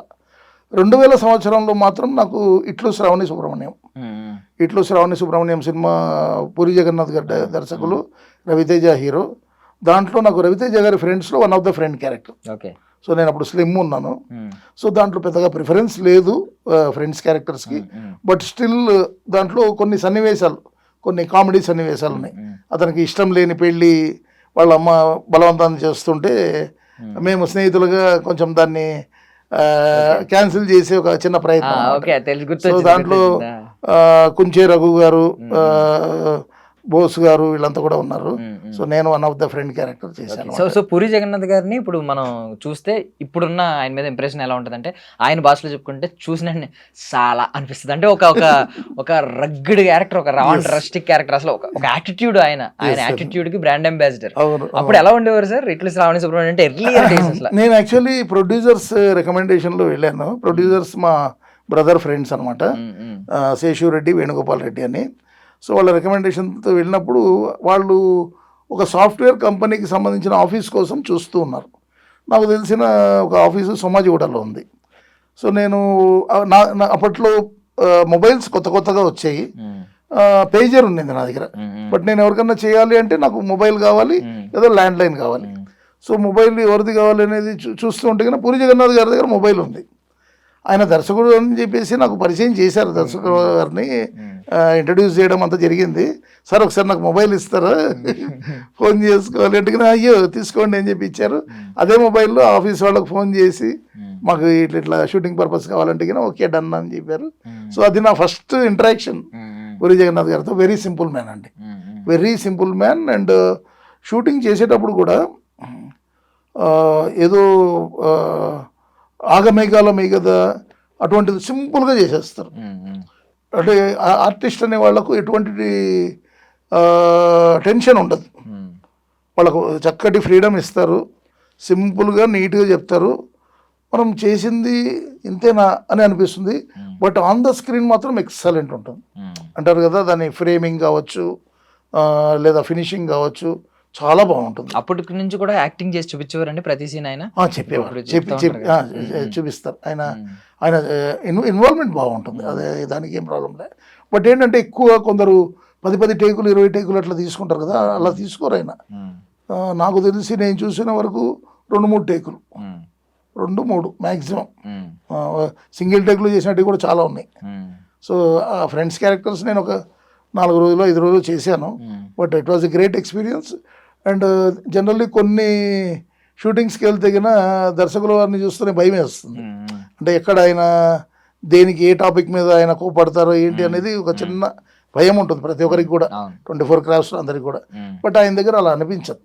పూరి జగన్నాథ్ గారు is a very very down to earth person, very soft spoken and very happy to work with him. So ఆయన ఫిలాసఫీకి, ఆయన ఐడియాలజీకి ఫ్యాన్స్ ఎలా ఉన్నారో మీకు తెలుసు. చాలా మంది ఆయన పాడ్కాస్ట్ లో ఒక రేంజ్ లో చూస్తూ ఉంటారు. ఆయన సినిమాకి ఎంత క్రేజ్ ఉంటుందో పాడ్కాస్ట్ ఎంత క్రేజ్ ఉంటుందా ఆ చిన్న చిన్నవి. సో మీరు అది చూసిన తర్వాత, బికాస్ అప్పట్లో మీరు జడ్జ్ చేయలేరు కదా 5 days 6 days 10 days. సో తర్వాత ఆయన ఇప్పుడు ఈ ఆయన ఫిలాసఫీ తెలిసిన తర్వాత, ఆయన పాడ్కాస్ట్లు చూసిన తర్వాత మీకేమొచ్చింది, మీకేమనిపించింది ఆయన మీద భావన? One of the best director. ఆయన అనుకునింది ఖచ్చితంగా తీస్తారు తప్ప ఇంకా వేరే ఎవరి సజెషన్స్ తీసుకోరు. ఆయన అంటూ ఒక నేను ఇది చేయాలి, ఈ స్టోరీకి ఇలా చేయాలి అని ఏదైతే అనుకుంటారో పర్ఫెక్ట్ దాని మీదనే వెళ్ళిపోతారు. అంటే ఒక మనిషిగా ఆయన భావజాలాలు మీకు ఏమన్నా ఓకే అనిపించినాయి? అంటే కొంచెం ఆయన ట్రెండీగా ఉంటారు, లైక్ ఏంటంటే పెళ్ళొద్దు, చుట్టే ఎంజాయ్ చేయి, ఎందుకు వచ్చింది పెళ్ళి, ప్రపంచం అంతా తిరుగు, కొన్ని కొంచెం బాగుంటాయి. అవును, చెప్పాలి అంటే కొన్ని అనుభవాలు కొన్ని పాఠాలు నేర్పిస్తాయంట. జీవితంలో ఎన్నో ఒడిదుడుకులు ప్రతి మనిషికి ప్రతి ఒక్కరి లైఫ్లో ఉంటాయి. అది మనము వాళ్ళ personal life or family life గురించి మనం జడ్జి చేయలేం. వాళ్ళకు జరిగే కొన్ని సంఘటనల వల్ల వాళ్ళు కొన్ని మార్పులు చేసుకొని ఉండొచ్చు. But what he says is having a very good impact in the public also. అంటే కొన్ని ఒక అమ్మ గురించి, ఒక నాన్న గురించి, ఒక పెళ్ళి గురించి, ఒక టాపిక్ గురించి చాలా చక్కగా, అంటే ఆయన చెప్తూ ఉంటే అది నరాల్లోకి వెళ్ళిపోతుంది, అలా మనసులోకి చొచ్చుకుపోతుంది. అండ్ ఇదే ఫ్యాక్ట్ అనే పద్ధతిలో చాలా చక్కగా చెప్తారు.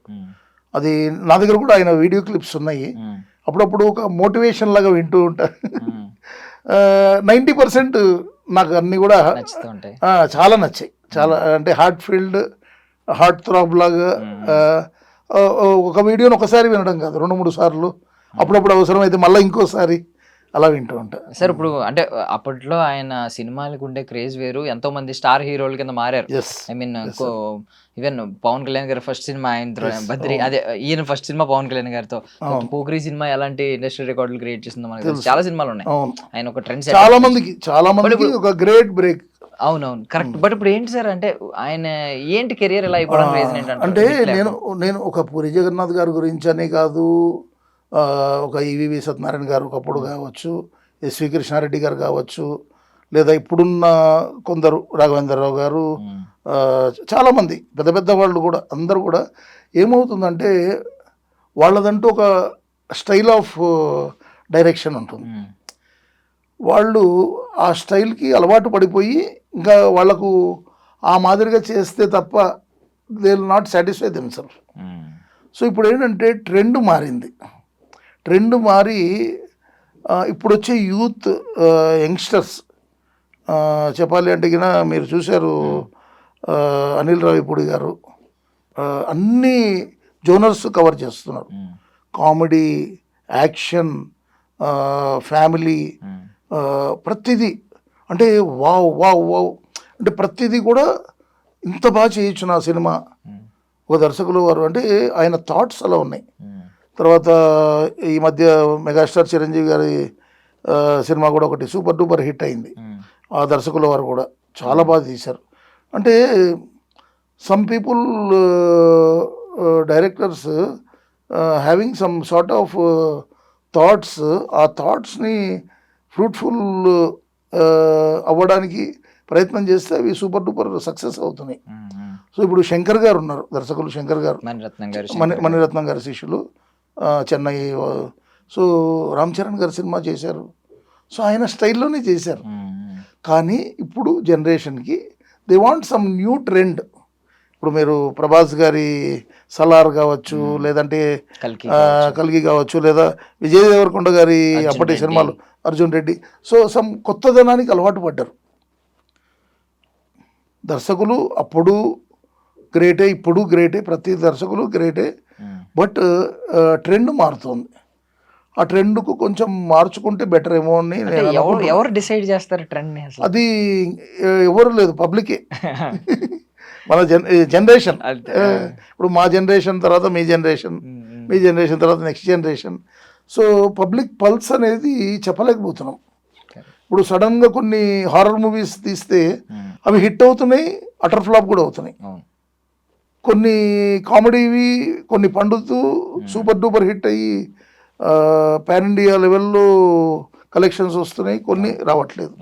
సో అదంతా కూడా మనం ఏం చెప్పలేం. అండ్ ప్రజెంట్ మాబోటి ఆర్టిస్టులు అంటే వీఆర్ నైదర్ సీనియర్ మోస్ట్ నార్ జూనియర్స్. మేము చేసే క్యారెక్టర్ ఆర్టిస్టులుగా మేము చేసే మాకు ఎంత కాంపిటీషన్ అయిపోయిందంటే ఇండస్ట్రీలో మ్యాక్సిమం పెద్ద సినిమాలన్నీ పాన్ ఇండియా సినిమాలు. పాన్ ఇండియా సినిమాలో ఏం చేస్తున్నారంటే హీరో హీరోయిన్ కమీడియన్ విలన్ వీళ్ళని ఎంచుకున్న తర్వాత తమిళ్ నుంచి ఒక ఇద్దరు యాక్టర్స్, కరెక్ట్, మలయాళం నుంచి ఒక ఇద్దరు, కరెక్ట్, కన్నడ నుంచి ఒక ఇద్దరు, వీళ్ళని పెట్టుకొని ఇంకా స్టోరీ బలం పెట్టి స్టోరీ యొక్క బలాన్ని ఇస్తూ మిగతా జూనియర్ ఆర్టిస్టులను పెట్టేస్తున్నారు. కరెక్ట్, ఎక్కడో 1, 2, 3 వస్తే అది మిగతా కళాకారుల అదృష్టం. కరెక్ట్. అలా జరుగుతుంది ఇప్పుడు. కాబట్టి థియేటర్స్ కూడా ఫుల్ కావట్లేదు. ఎందుకంటే ఈ ఓటీటీ మూవీస్ రావడం వల్ల జనాలు ఈ థియేటర్ కాస్ట్ కూడా అంటే టికెట్ కాస్ట్ కావచ్చు, యాంబియన్స్ ఆఫ్ ద థియేటర్స్ని బట్టి వాళ్ళు అక్కడ డిసైడ్ చేసే క్యాంటీన్ రేట్స్ కావచ్చు, ఇవన్నీ కూడా బాగా విపరీతంగా పెరిగిపోవడంతో సామాన్యుడు వెళ్ళి ఎఫోర్డ్ చేయలేకపోతున్నారు. ఇప్పుడు మనకున్న పబ్లిక్లో 60 నుంచి 65% middle class people. Correct, middle class people ఎలా ఎఫోర్డ్ చేస్తారు? కరెక్ట్. సో వాళ్ళకు అనుగుణంగా టికెట్ రేట్లను మినిమైజ్ చేస్తే బెటర్ అని నా అంటే ఇప్పుడు అందరూ టికెట్ రేట్స్ గురించి మాట్లాడుతున్నారు. మేబీ టికెట్ రేట్ ఎంత ఉంటుందంటే 200, 250 యాజ్ పర్ పీవీఆర్. రిక్లైనర్స్ తీసుకుంటే 300, 350 ఉంటున్నాయి. నార్మల్గా 250 వరకు ఉంటుంది, లేదంటే 300 మేజర్ ప్రైస్. బట్ మనం అక్కడ పాప్కార్న్ తీసుకుంటే అది 300+ ఉంటుంది ఒక పాప్కార్న్. అంటే 4 వచ్చాం అనుకోండి ఫ్యామిలీలో, ఒక పాప్కార్న్ సరిపోదు, దానికి కూల్ డ్రింక్ మళ్ళీ కాంబినేషన్ కావాలి. ఇంకొకడు బుడ్డోడు వచ్చాడు అనుకోండి, ఆడు ఏదో కావాలంటాడు, ఆడు ఇవన్నీ అదనపు ఖర్చు ఇక్కడ అయిపోతుంది. ఎక్కువ. సో ఇదేమన్నా కొంచెం రెడ్యూస్ చేస్తే బాగుంటుంది అంటారా? చేయాలి. ఎందుకంటే అక్కడ కట్ ఆఫ్ చేసి ఏవైతే ఈ ప్రొడ్యూసర్స్ ఎవరైతే ఉన్నారో ప్రొడ్యూసర్స్, ఎగ్జిబిటర్స్ వీళ్ళంతా కూడా ఒక స్ట్రిక్ట్ నిర్ణయం తీసుకొని, ఎందుకంటే అక్కడ ఉన్న క్యాంటీన్ రేట్స్ వల్ల థియేటర్కి వచ్చే జనాలు కూడా భయపడిపోతున్నారు. ఎందుకంటే ఫ్యామిలీతో వస్తారు, వచ్చినప్పుడు they have to satisfy their family members, ముఖ్యంగా పిల్లలు. పెద్దవాళ్ళన్నా కొంచెం చెప్తే వింటారు కానీ పిల్లలు అసలు ఊరుకోరు. సో తెలియకుండానే కొన్ని ఖర్చులు పెరిగిపోతాయి. ఇంటికి వెళ్ళేటప్పటికి వాళ్ళకు ఒక 2-3 వేలు ఎక్స్పెండిచర్ అయిపోతుంది.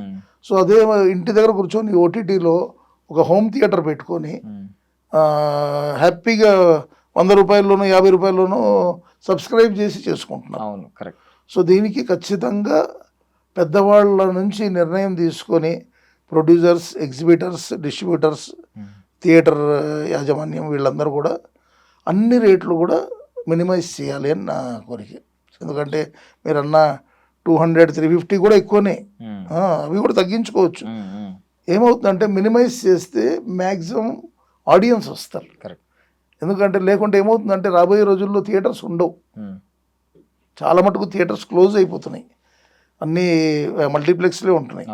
సో ఒకప్పుడు ఆంధ్రప్రదేశ్గా ఉన్నప్పుడు అప్పట్లో మన ఏపీలో ఉన్న థియేటర్స్, అన్ని థియేటర్స్ ఎక్కడా లేవు ఇండియాలో. అన్ని థియేటర్స్కి మంచి ఆదరణ, మంచి ఇన్కము, లక్షల కోట్లు సంపాదించుకున్న థియేటర్ ఓనర్స్ కానీ, ఎగ్జిబిటర్స్ కానీ, డిస్ట్రిబ్యూటర్స్ కానీ, ప్రొడ్యూసర్స్ కానీ అందరూ ఉన్నారు. ఇప్పుడు అందరికి కూడా నష్టాలు వస్తున్నాయి. నష్టాలు ఎక్కువ, లాభాలు చాలా తక్కువ. అది ఇంకా వాళ్లకు ఏం చెప్పాలంటే ఇంకా అదృష్టం ఉన్నోళ్ళు they are in a better position. So ఇప్పుడు నేను కూడా కళారంగంలో ఉన్న ఈ కాంపిటీషన్ని తట్టుకుంటూ నేను కూడా బిజీ ఉండాలని ఇప్పుడు వెబ్ సిరీస్ చేస్తున్నా. సో నెట్ఫ్లిక్స్లో మొట్టమొదటి తెలుగు వెబ్ సిరీస్ ఇది 7 seasons అంటారు కదా, 7 series. సో దీంట్లో మీకు డైరెక్టర్ వచ్చేసి డీజేటీలు డైరెక్టర్ మల్లిక్ రామ్ గారు. సో ఆయన దర్శకత్వంలో రావడము, దాంట్లో సందీప్ కిషన్ హీరో, వెంకటాద్రి ఎక్స్ప్రెస్ పలు సినిమాలు చేశారు, మంచి హీరో. సందీప్ కిషన్ గారు హీరోగా, వారి తండ్రి ఫాదర్ క్యారెక్టర్ మన మురళీ శర్మ గారు చేస్తున్నారు. సో నేను మురళీ శర్మ గారి స్నేహితుడిని. ఓకే. మా ఇద్దరి మధ్య జరిగే ఒక హాస్య సన్నివేశంతో వెబ్ సిరీస్ స్టార్ట్ అవుతుంది. ఓకే. మళ్ళా 7th series are 7th season ఏదైతే ఉంటుందో క్లైమాక్స్, 7th ఎపిసోడ్, దాంట్లో మళ్ళీ మురళీ శర్మ గారు నా కాంబినేషన్లో ఉన్న కామెడీ ట్రాక్తో ఎండ్ అవుతుంది. ఓకే. సో ఇది యాక్చువల్లీ నేను ఆల్రెడీ ఒక 2 షెడ్యూల్స్ 5 days చేశాను. ఇంకొక షెడ్యూల్ ఉంది, మేబీ డే ఆఫ్టర్ టుమారో నుంచి ఆల్రెడీ డేట్స్ ఇచ్చారు. అండ్ స్ట్రీమింగ్ వచ్చి జూలైలో అంటున్నారు, చూడాలి. So I'm waiting for that web series అనమాట. ఎందుకంటే ఓటీటీ కదా, అందరూ ప్రపంచంలో ఎవరు ఎక్కడున్నా కానీ హ్యాపీగా చూడొచ్చు. సో మీరు మల్టిపుల్ ప్లాట్ఫామ్స్లో అన్నిట్లో, ఐ మీన్ మొత్తం అన్నిట్లో మీకు ఎక్స్పీరియన్స్ ఉంది. ఇప్పుడు సినిమాలు, సీరియల్స్, యాడ్స్, ఓటీటీలు, ఇప్పుడు ఇవన్నీ short films and short films produce కూడా చేశాను. ఓకే. 2 షార్ట్ ఫిల్మ్స్ ప్రొడ్యూస్ చేశాను. ఫస్ట్ షార్ట్ ఫిలిం నాకు more than 5K వ్యూస్ వచ్చాయి. I'm happy. అది కరోనా టైంలో ఇంట్లో కూర్చొని చాలామంది మొబైల్స్తో తీసేస్తున్నారు. నేను ఇలా కాదని చెప్పేసి నేను 4 రూపాయలు ఖర్చు పెట్టి ఒక 1/2 లక్ష ఖర్చు అయింది, ఒక 50,000 ఖర్చు అయింది. 50,000తో ఒక షార్ట్ ఫిలిం చేశాను, మంచి వ్యూవర్షిప్ వచ్చింది. ఇప్పుడు సెకండ్ షార్ట్ ఫిలిం కూడా రెడీ ఉంది, పోస్ట్ ప్రొడక్షన్లో ఉంది. అది అయిపోతే అది కూడా రిలీజ్ చేసుకుంటాం. Only to have an experience, అంతే, ఇంకేం లేదు. నేను దాన్ని ప్రొడ్యూస్ చేస్తూ, నటిస్తూ, దానికి సంబంధించి అన్ని కూడా చూసుకుంటాను. యాక్టింగ్ వైజ్ ఏముంటాయి సార్ డిఫరెన్సెస్? ఇప్పుడు ఒక సినిమాలో కావచ్చు, సీరియల్లో కావచ్చు, యాడ్స్లో కావచ్చు, డిఫరెన్స్ ఎలా ఉంటుంది? I mean acting is very happy, producing is very tough and very risk. అందుకే నేను పెద్ద సినిమాల వరకు పోలేదు. నాకు షార్ట్ ఫిలిమ్స్తోనే నేను టోటల్ ఎగ్జాస్ట్ అయిపోయాను. First short film was only 50,000, second short film it's almost 1 lakh expenditure అయింది. చాలా బాగా వచ్చింది. బట్ ఇది first short film was only 9 or 10 minutes duration. Second short film is around 16 to 18 minutes. So remunerations ఎలా ఉంటాయి sir మీకు చెప్పొచ్చా? అంటే నేను వెరీ ఓపెన్ చెప్పాలి అంటే, నేను I started my career in 1992 అని చెప్పాను కదా. అప్పుడు నాకు ఇచ్చిన రెమ్యూనరేషన్ అంటే కన్వేయన్స్ అండ్ రెమ్యూనరేషన్ ఉంటుంది. 2-wheeler conveyance 20 rupees and my remuneration was around 300 rupees. మొత్తం 1992 అంటే ఇది 33 ఏళ్ల క్రితం. ఎన్ని డేస్ సార్? అది రఘులుతున్న భారతం నేను చేసింది వన్ డేనే. 320 rupees. 20 rupees for my bike petrol, 300 rupees for my remuneration. మంచి పేమెంట్ ఆ టైం. 33 years బ్యాక్ 320 rupees అంటే చాలా ఎక్కువ పేమెంట్. అది తర్వాత మళ్ళీ నేను చేస్తూ ఉండగా వాళ్ళే పెంచేస్తున్నారు. పెరుగుతూ అది 300 నుంచి 500, 500 నుంచి 1000 రూపాయలు, 1000 నుంచి 2000, 3000, 5000, 10, 15 వరకు వెళ్ళిపోయింది. ఎప్పుడైతే ఆడవారి మాటలు కడతాలు వేర్లే హిట్ అయ్యి తర్వాత చాలా సినిమాలు వచ్చాయో 15,000 వరకు వెళ్ళిపోయిన తర్వాత కరోనా వచ్చింది 2019-20. అప్పుడు నాకు కాదు కదా, ఇండస్ట్రీలో అందరికీ పేమెంట్లు డౌన్, అందరికీ తగ్గించేశారు. మళ్ళీ ఆ 15,000 కాస్త బ్యాక్ వచ్చి 5-6 వేల నుంచి మళ్ళీ స్టార్ట్. మళ్ళీ ఇప్పుడు ఒక 8-10 మధ్యలో ఇస్తున్నారు. ఇది ఎందుకంటే ఇది కూడా మనము డిమాండ్ చేయలేము, ఎందుకంటే వాళ్ళకంటూ ఒక లిమిటేషన్ ఉంటుంది, ఒక బడ్జెట్ ఉంటుంది. మనం ఎక్కువ ఆశించామనుకోండి వాళ్ళు వేరే వాళ్ళని చూసుకుంటాం. కాబట్టి మనం కూడా ఇక్కడ ఏంటంటే మన రిక్వెస్ట్ చేస్తూ మినిమం ఎంత చూడండి అని చెప్పి రిక్వెస్ట్ చేసుకుంటూ వాళ్ళ బడ్జెట్కు వాళ్ళకు కూడా అనుగుణంగా మనం వెళ్ళాలి. బట్ మీరు చాలా బోలాగా ఉన్నారు, అంటే ఓపెన్గా ఎవరు చెప్పరు. ఈ రెమ్యూనరేషన్ అని అడిగినప్పుడు ఎవరైనా కూడా ఏమంటారంటే మార్కెట్ దాటేస్తారు లేదా ఎక్కువ చెప్తారు. ఏది తీసుకున్న దానికంటే డబల్ చెప్తారు. నేను అలా చెప్పే అవసరం లేదు, మొత్తం చెప్పారు, సైకిల్ అంతా చెప్పారు. ఎంత జెన్యూన్ గా ఉండొచ్చు సార్ ఇండస్ట్రీలో, ఎలాంటి ఇండస్ట్రీలో? బికాజ్ నేను అలా ఉంటానని అందరికీ తెలుసు. అది ఎవరికైనా పెయిన్ అనిపించినా లేదా ఇదేంటి వీడు అన్నీ చెప్పేసుకుంటున్నాడే అని అనిపించినా దానికి నేను ఏం చేయలేను. నేను లోపల ఒకటి బయట ఒకటి ఉండదు, ఉన్నది ఉన్నట్టు చెప్పేస్తాను. సార్ ఇప్పుడు అంటే బేసికల్లీ ఏంటంటే నార్మల్గా అడగంది అమ్మాయిని పెట్టదు ఇలాంటి సామెతలు ఉంటాయి కాబట్టి కొన్నిసార్లు ఏంటంటే మీకు మామూలుగా పిలిచి ఒక క్యారెక్టర్ ఉందని చెప్పి పిలుస్తూ ఉంటారు. కొన్నిసార్లు మీరే ఎప్పుడైనా నాకు కొంచెం ఒక ఫుల్ లెంత్ క్యారెక్టర్ ఇవ్వండి, నేను అంటే ప్రూవ్ చేసుకుంటాను, మంచి కామెడీ రోల్ ఉందనుకోండి, సపోజ్ మీకు తెలిసిన మేకర్ ఎక్కువగా అనిల్ రావుపూడి గారు లాంటి వ్యక్తి ఎక్కువగా ఇలాంటివి ఎంటర్టైనర్స్ చేస్తారు ఫ్యామిలీ ఎంటర్టైనర్. సో మీ బలం ఏంటంటే మీ కామెడీ. ఎప్పుడైనా ఎవరినైనా ఇలా అడిగారా సార్ ఫుల్ లెంత్ ఇవ్వండి నేను ఏంటో చూపిస్తాను, నాకు ఒక యూనిక్నెస్ ఉంది నేను చూపిస్తానని చెప్పి? అది యాక్చువల్లీ నేను అలా అడగల ఎందుకో మరి, ఎందుకంటే మేము ఎన్నో అనుకొని వెళ్తాం. ఒక ప్రొడక్షన్ ఆఫీస్కి కావచ్చు, ఒక షూటింగ్ లొకేషన్ కావచ్చు. యాక్చువల్లీ వాళ్ళు మాకు టైం ఇచ్చేది చాలా తక్కువ. మెయిన్గా దర్శకుల వారు ఎక్కువసేపు మాట్లాడలేరు, ఎందుకంటే వాళ్ళు చాలా మెయిన్ ట్రాక్ వర్క్లో బిజీ ఉంటారు. So co directors, associate directors ఉంటారు. సో వాళ్ళకు అప్పుడప్పుడు చెప్తాము, బట్ వాళ్ళు అక్కడ సూటబుల్ ఉండాలి, అది మనకి ఇవ్వాలనే ధైర్యం కూడా వాళ్ళకు ఉండాలి. ఎందుకంటే మనం పరిపూర్ణమైన న్యాయం చేయాలి కదా, ఇచ్చిన క్యారెక్టర్కి పరిపూర్ణమైన న్యాయం చేయగలిగితేనే వాళ్ళు ఇవ్వగలుగుతారు. అది మనం ప్రూవ్ చేసుకోవాలి స్టెప్ బై స్టెప్. మనకు వచ్చే క్యారెక్టర్స్ బట్టి స్టెప్ బై స్టెప్ మనం ప్రూవ్ చేసుకోవాలి. అయితే నాకేంటంటే లో బడ్జెట్ సినిమాలు చాలా చేశాను, దాంట్లో చాలా మంచి మంచి క్యారెక్టర్స్ వచ్చాయి. అంటే పేజెస్ 2 pages 3 pages డైలాగ్స్ ఇట్లాంటివి కూడా చాలా సీన్లతో కూడుకున్నట్టు వచ్చాయి. అవి హిట్ కాల. పెద్ద సినిమాలలో చిన్న క్యారెక్టర్ వస్తుంది, చిన్న సినిమాల్లో పెద్ద క్యారెక్టర్ వస్తుంది. దానికి మన చేతుల్లో అనేది ఏమి ఉండదు. ఒక మానవ ప్రయత్నం చేసుకుంటూ పోవడము, మనకు అకార్డింగ్ టు అవర్ పర్ఫార్మెన్స్ ఖచ్చితంగా ఏ రోజు మంచి రోజు వస్తుంది, చూద్దాం. అంతే అంతే. ప్రతి కళాకారుడు ఒక ఆశావాది, ఆశాజీవి. కాబట్టి బెటర్ రోల్స్ రావాలని కోరుకుంటాం, బెటర్ క్యారెక్టర్స్ చేయాలని కోరుకుంటాం, మంచి డైలాగ్ వర్జన్స్ ఉండాలని కోరుకుంటాం, బెస్ట్ కాంబినేషన్ ఉండాలని కోరుకుంటాం. కాంబినేషన్స్ అంటే సరదాగా గుర్తొచ్చింది, మీకు కొన్ని కాంబినేషన్స్ బాగుంటాయి. ఇప్పుడు ఈవెన్ ఆడవారి మాటలకు అర్థాలు వెంకటేష్ బాబు గారితో అది ఫుల్ ఫన్. అసలు ఆ చెంపు సీన్లు కావచ్చు, వేపాకు తర్వాత నాయక్ సినిమా బ్రహ్మానందం గారు బాత్రూమ్ లో కూర్చొని ఏడుస్తుంటే ఏంటి సార్ ఇక్కడ కూర్చొని ఏడుస్తున్నారు. సో ఇవి చటుక్కున వచ్చే కొన్ని క్యారెక్టర్స్. అంటే ఇప్పుడు నేను చాలా మంది కళాకారులు ఒక జోనర్కి అలవాటు పడతారు. ఏది ఇచ్చినా అది సీరియస్ అయినా, ఎమోషన్ అయినా, కామెడీ అయినా ఏదైనా పండించగలుగుతాను. కానీ నేను నాకు స్కోప్ వచ్చింది అమృతం సీరియల్స్ నుంచి.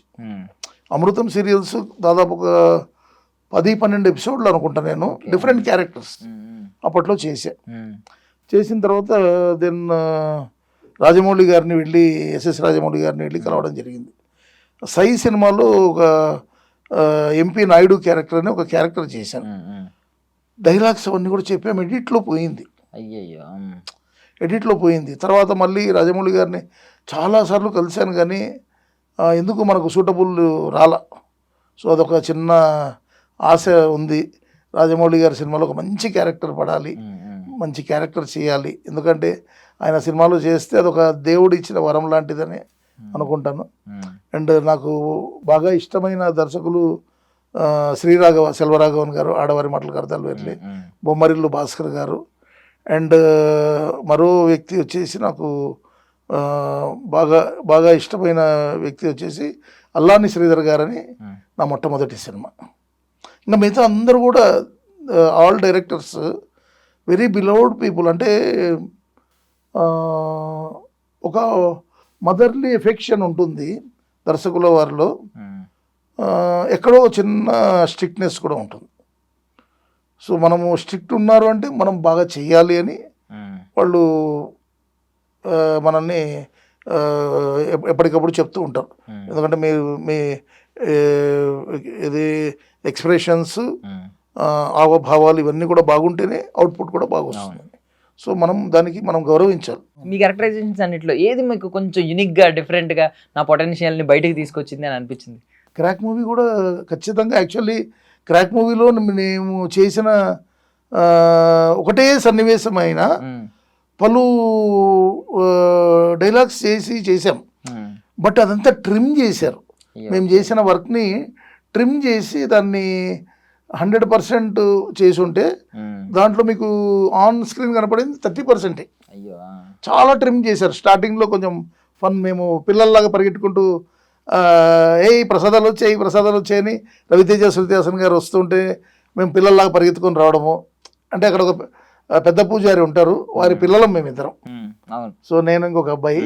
సో అలా మేము వచ్చి ఆ మేనరిజమ్స్ అలా చేసే ఒక క్యారెక్టర్, అది నాకు మంచి అనుభూతిని ఇచ్చింది. ఇంకా కొంచెం ఉంటే బాగుండేమో, ఇంకొక సీన్ ఉండింటే బాగుండేమో అనేది కూడా అనిపించింది. అనుకున్నారు ఎప్పుడైనా ఎడిటర్ గారు ఏంటండి ఇది అని? అదొకటి నువ్విలా అనే ఒక సినిమా చేశాను రవిబాబు గారి డైరెక్షన్లో. దాంట్లో కూడా ఒక పొలిటికల్ పర్సన్గా వచ్చి ఒక సాలూన్లో చేసే ఒక సెటైరిక్ రోల్ అనమాట. అది మీకు ఏంటంటే దాంట్లో కంప్లీట్ నాది ఎమోషన్ కనబడుతూ ఉంటుంది, బట్ అవుట్పుట్ మాత్రం హిలేరియస్ కామెడీ. అలాగే చక్రి అనే సినిమా, దాంట్లో మేల్కోటి గారి అబ్బాయిగా చేశాను. మన ఏమంటారు అది, మన శివమణి క్యారెక్టర్, ఆ డ్రమ్స్ కొడుతూ శివమణి ఉంటారు చూసారా, ఆ టైప్ ఆఫ్ క్యారెక్టర్ జులపాలు వేసుకొని. సో యాక్చువల్లీ ఆ చక్రి సినిమాలో నా క్యారెక్టర్ చూసి దర్శకుల వారు ఆయనకు ఇతన్ని కమెడియన్గా వాడుకోవచ్చు అని ఒక ఆలోచన వచ్చింది. So that was one of the, అంటే ఆయన అడిగారు మీరు ప్రీవియస్ చేసిన సినిమాల్లో హిలేరియస్ కామెడీ టచ్ ఉండేటి ఏమైనా చేశారంటే చక్రి సినిమా చెప్పాను. అది చూశారు, చూసిన తర్వాత maybe he selected to give me that character. మీకు మెమరీస్గా మిగిలిపోయిన సందర్భాలు ఎవరెవరు సార్? అంటే పెద్ద పెద్ద ఆర్టిస్టులు లైక్ అక్కినేని నాగేశ్వరరావు గారి దగ్గర నుంచి, తర్వాత రవితేజ గారు, ఇలాంటి వ్యక్తులు, జగపతి బాబు గారు, ఇలాంటి చాలా మంది ఉన్నారు కాబట్టి ఎవరిది అన్న ఫోటోలు దాచుకోవడం ఫ్రేమ్ తెచ్చుకుని ఎవరెవరు ఉన్నాయి సార్? కె విశ్వనాథ్ గారు. ఎందుకంటే ఆడవారి మాటలకు అర్థాలు వేర్లే సినిమాలో మేమంతా కూడా ఒక బ్రాహ్మణ కుటుంబంలో ఉన్న కుటుంబ సభ్యులం, కె విశ్వనాథ్ గారి పిల్లలం. సో ఆయన మమ్మల్ని అంతా కూడా కూర్చోబెట్టి కొన్ని పద్యాలు చెప్తూ ఒక బ్రాహ్మణ కుటుంబంలో విలేజ్లో ఎలా ఉంటుంది ఆ టైప్ ఆఫ్ క్యారెక్టర్ ఆయన చేస్తూ మేమందరం కూడా, ఆయన ఇక్కడ కూర్చుంటే పక్కనే నేను, నాకు ఇంకో బ్రదరు, ఇట్లా అందరూ ఫ్యామిలీ మెంబర్స్, పిల్లలు అంతా కూడా ఉండేది. ఆ ఫోటో ఇప్పటికీ నేను చాలా జాగ్రత్తగా పెట్టుకున్నాను. ఆయన మొన్న స్వర్గస్థులైనప్పుడు కూడా ఆయన ఇంటికి వెళ్ళి వాళ్ళ అబ్బాయి గారిని కూడా పరామర్శించి, మేము నిజంగానే నాన్నగారి బిడ్డలుగా మేము భావించాము. మేము 35 రోజులు ఆ సినిమా వర్క్ చేసిన అనుభూతి మాకు ఇప్పటికి కూడా మాకు we feel like he's like a father అని చెప్తే వారు కూడా పాపం దగ్గర తీసుకొని రియల్లీ హ్యాపీ, మీరు ఆ సినిమా చేశారు మాకు తెలుసు అని చెప్పి ఆయన కూడా పాపం బాగా పలకరించారు. బట్ అంత ఆ టైంలో బాధల్లో ఉన్నారు కాబట్టి ఇక కుడ్ నాట్ రమ్మన్నారు, మళ్ళీ ఇప్పుడు రండి ఇంటికి రండి అని కూడా చెప్పారు. పాపం ఆయన బతికుండగా వెళ్దామని చాలాసార్లు అనుకున్నా, ఇట్లే ఆయనకు ఒంట్లో బాగుండట్లేదు, మళ్ళీ వెళ్దాంలే పర్మిషన్ తీసుకుని వెళ్దాం ఇలా అనుకుంటూ అనేటప్పటికి, అందుకే అంటారు చూసారా, మనం ఏదైనా అనుకుని తలుస్తే అప్పుడు వెళ్ళిపోవాలంట, వెళ్ళిపోయి ఆ పని చేసుకొని రావాలి. మనం ఆలస్యం చేస్తే ఆలస్యం అమృతం విషయం అవుతుంది. కాబట్టి ముఖ్యంగా పెద్దవాళ్ళని కలవాలనుకున్నప్పుడు వెళ్ళి కలవాలి. అది నాకు విశ్వనాథ్ గారి విషయంలో చాలా బాధపడ్డా, అరే నేను నాన్నగారిని కలవలేకపోయానే. అంటే ఒక నాన్నగారిలో మేము వి యాక్సెప్టెడ్ హిమ్. అది మేము ఒక షూటింగ్లా కాకుండా, ఒక యాక్టింగ్లా కాకుండా మేము జీవించేసాం అందరం. We felt like we're real true family members for K Viswanath గారు. అది నేను ఎప్పటికీ మర్చిపోలేను. ఆ ఫోటో నిజంగా మీరు చాలా మంచి క్వశ్చన్ అడిగారు. ఆ ఫోటో ఇప్పటికీ నేను దాన్ని ఫ్రేమింగ్ చేసి పెట్టుకున్నా, మా ఇంట్లో అటక మీద పెట్టుకున్నా. సూపర్. ఇంకేమైనా ఉన్నాయండి అలాంటి మెమరీస్? నాగేశ్వరరావు గారితో అయితే నాగేశ్వరరావు గారితో చేశాను, కానీ ఆ ఫొటోస్ భయం అప్పుడు ఫస్ట్ సినిమా. అంతే. అది ఎలా అంటే, నేను అరెస్ట్ చేయాల్సిన సన్నివేశం కదా, ఆయనను అరెస్ట్ చేయడానికి వెళ్ళి ఆ బేడీలు పట్టుకొని నేనే వణికిపోతున్నా. మీరు అరెస్ట్ చేయడానికి వెళ్తారు పోలీస్ ఆఫీసర్గా, మా పై పోలీస్ ఆఫీసర్ ఇంకొకరు ఉంటారు, నేను ఆయనకు బేడీలు వేయడం, ఒక డైలాగ్ వర్షన్ ఇది ఉంటుంది. అక్కడ ఆ భయపడడంతో కెమెరామెన్ చోటకి నాయుడు గారు నాకు ఒక ధైర్యం ఇచ్చారనమాట. బాబు నువ్వు మొదటి సినిమా నాటికి నా అవును సార్ అంటే, నిన్ను నువ్వు అమితాబ్ బచ్చన్ అనుకొని ధైర్యంగా చెయ్యి, నీకు వచ్చేస్తుంది, చేయగలుగుతావు అని చెప్పి నాకు ఒక ధైర్యాన్ని ఇవ్వడంతో ఇమీడియట్గా సెకండ్ టేక్లో ఓకే అయిపోయింది. సార్ మీ పర్సనాలిటీ ఒక యూనిక్నెస్ మీకు తీసుకొచ్చింది. Yes, sir. బికాస్ ఏంటంటే ఇప్పుడు నేను అలాంటి వాళ్ళు చాలా లక్షల మంది ఉంటారు, మీలాంటి వాళ్ళు లెక్క పెట్టే పర్సన్స్ ఉంటారు. ఎందుకంటే మీ యూనిక్నెస్ ఏంటంటే మీ పర్సనాలిటీ, దానికి తగ్గ మీరు మీ హిలేరియస్. నార్మల్గా ఉండి నేను ఏదైనా డైలాగ్ వేసినా ఎవడు వినడు. మీరు వేసే డైలాగ్కి, మీరు ఇచ్చే ఎక్స్ప్రెషన్కి, మీరు ఇచ్చే స్మైల్కి చాలా ఇంపాక్ట్ ఉంటుంది ఆన్ స్క్రీన్. ఎప్పుడైనా అనుకున్నారండి నా పర్సనాలిటీ నాకు బలమైంది? ఒకప్పుడు బాధపడిన సిచ్యువేషన్స్ ఎప్పుడైనా ఉన్నాయండి ఇంట్లో ఇలా లావ్ అయిపోయాను ఇప్పుడు, తర్వాత నా పర్సనాలిటీ నాకు యాక్చువల్లీ నేను ఈ కామెడీ రోల్స్ వచ్చేటప్పుడు నేను ఫిజికల్ ఫిట్నెస్ గురించి పట్టించుకోవాలా. అంటే నేనేమనుకున్నా అంటే లా ఉండడమే ప్లస్ అయిందేమో అని వచ్చింది నాకు, ఆ థాట్ కూడా వచ్చింది. బట్ మాకేంటంటే కొంచెం హెరిడిటరీ కూడా ఉంది. దాంతోపాటు నేను కూడా లిమిటేషన్స్, అంటే మనం ఇంతే తినాలి, ఇంత డైట్ చేయాలి, ఇంత ఫిజికల్ ఫిట్నెస్ చేయాలి, ఇవన్నీ కూడా నేను పెద్దగా పట్టించుకోవాలి. సో అది మేబీ యాడ్ ఆన్ అవుతుందేమో అని కూడా అనుకున్నా నేను. కానీ కామెడీ క్యారెక్టర్స్కి నిండుతనంతో ఉండేది ఇదంతా కూడా బాగానే ఉంది. కానీ ఒక ఏజ్ వచ్చిన తర్వాత మనకు హెల్త్ ఇష్యూస్ వస్తాయి. కాబట్టి మనం ఏంటంటే ఒక ఏజ్ వరకు పర్వాలేదు, కానీ దాని తర్వాత తగ్గడం అనేది ఇంపార్టెంట్. సో నేను first of all I have all good habits. దానివల్ల నేను ఇంత పర్సనాలిటీ ఉన్నా కానీ నాకు ఎటువంటి అలసట, ఆయాసము లేదా ఎటువంటి హెల్త్ ఇష్యూస్, ఎటువంటి హెల్త్ ప్రాబ్లమ్స్ నాకు లేవు ఈరోటికి కూడా. ఎంత sir age? Age 26. Okay okay okay. Satiric answer అది. మీ మనసు అదే ఒరిజినల్, మీ మనసు వయసు. By heart I'm 26, but real వచ్చేసి 56. ఇంకా దాపరికం లేదు, తెలుసు కదా. నవ్వించడానికి ఒక వయసు, వాస్తవం చెప్పడానికి మరో వయసు. వాస్తవం 56. ఏదైనా మీరు ఎప్పటి నుంచో ఒక డ్రీమ్ ఉంటుంది కదా సార్, ఎప్పటికైనా ఇది చేసేయాలి, నా లైఫ్లో ఇది ఒకటి చేయాలి అని చెప్పి, అది ఏదన్నా ఐ మీన్ ఇంకా ఫుల్ఫిల్ అయిందో లైఫ్ అంబిషన్. లైఫ్ అంబిషన్ ఉంటుంది. లైఫ్ అంబిషన్ అయితే ఫిలిం ఇండస్ట్రీ పరంగా నాకు ఇంకా పరిపూర్ణమైన క్యారెక్టర్స్ ప్రూవ్ చేసుకోగలిగినటివి రావాలని కోరుకుంటున్నాను. నేను ఇప్పుడు చేసే సూపర్ సుబ్బు ఓటీటీ ప్లాట్ఫామ్కు, నెట్ఫ్లిక్స్కి చేస్తున్నాను కదా, ఇది నాకు పరిపూర్ణమైన సంతృప్తిని ఇస్తుందనే నేను అనుకుంటున్నా. ఎందుకంటే షూటింగ్ చేసేటప్పుడు చేసే అనుభవం నాకు తెలుసు కాబట్టి ఇంకా బెటర్ క్యారెక్టర్స్ కూడా రావాలి. నేను కూడా ఫోకస్ చేయాలి, ఎందుకంటే నాది కూడా పొరపాటు ఉంది. ఎందుకంటే నేను ఈవెంట్స్లో నేను ఫోకస్ చేస్తూ ఇక్కడ నేను తక్కువ. ఎందుకంటే మీరు అన్నారు చూసారా, అడగంది అమ్మాయినా అన్నం పెట్టదు. మనం కనపడాలి కదా, అప్పుడప్పుడు కనపడాలి, అప్పుడప్పుడు వారిని రిక్వెస్ట్ చేసుకోవాలి. సో ఇదంతా కూడా నా వైపు నుంచి కూడా పొరపాటు ఉంది. కాబట్టి నేనేంటంటే ఫైనాన్షియల్ క్రైసిస్ రాకూడదు, ఫ్యామిలీకి ఇబ్బంది కాకూడదు అని నేను అటు సినిమాలు, సీరియల్స్, ఈవెంట్స్ అన్నిటిని బ్యాలెన్స్ చేసుకుంటూ వస్తున్నా. బట్ ఖచ్చితంగా ఇప్పుడు నేను కొంచెం not well settled, better settled అనమాట. కాబట్టి ఇప్పుడు నేను ఫోకస్ చేసే అవకాశం ఉంది, ఫోకస్ చేయాలి కూడా. ఎందుకంటే my ambition to become a good actor and better roles, ఇప్పటివరకు చేసిన రోల్స్ మీద ఇంకా బెటర్ రోల్స్ చేయాలి అనేది నా అంబిషన్. ఎంత మంచి క్యారెక్టర్స్ వస్తే అంత హ్యాపీ. అంటే సంక్రాంతికి రఫ్ ఆడిస్తాం ఇలాంటి సినిమాలు వస్తున్నప్పుడు మరి మీ ప్రెజెన్స్ కరెక్ట్. అవును, సంక్రాంతికి వస్తున్నాం సినిమా ఓపెనింగ్కి వెళ్ళాను నేను. అంటే దానికి వెళ్ళి జస్ట్ ఏదో ఫోన్ కాల్ ఏదో వచ్చి పక్కకి వెళ్ళాము.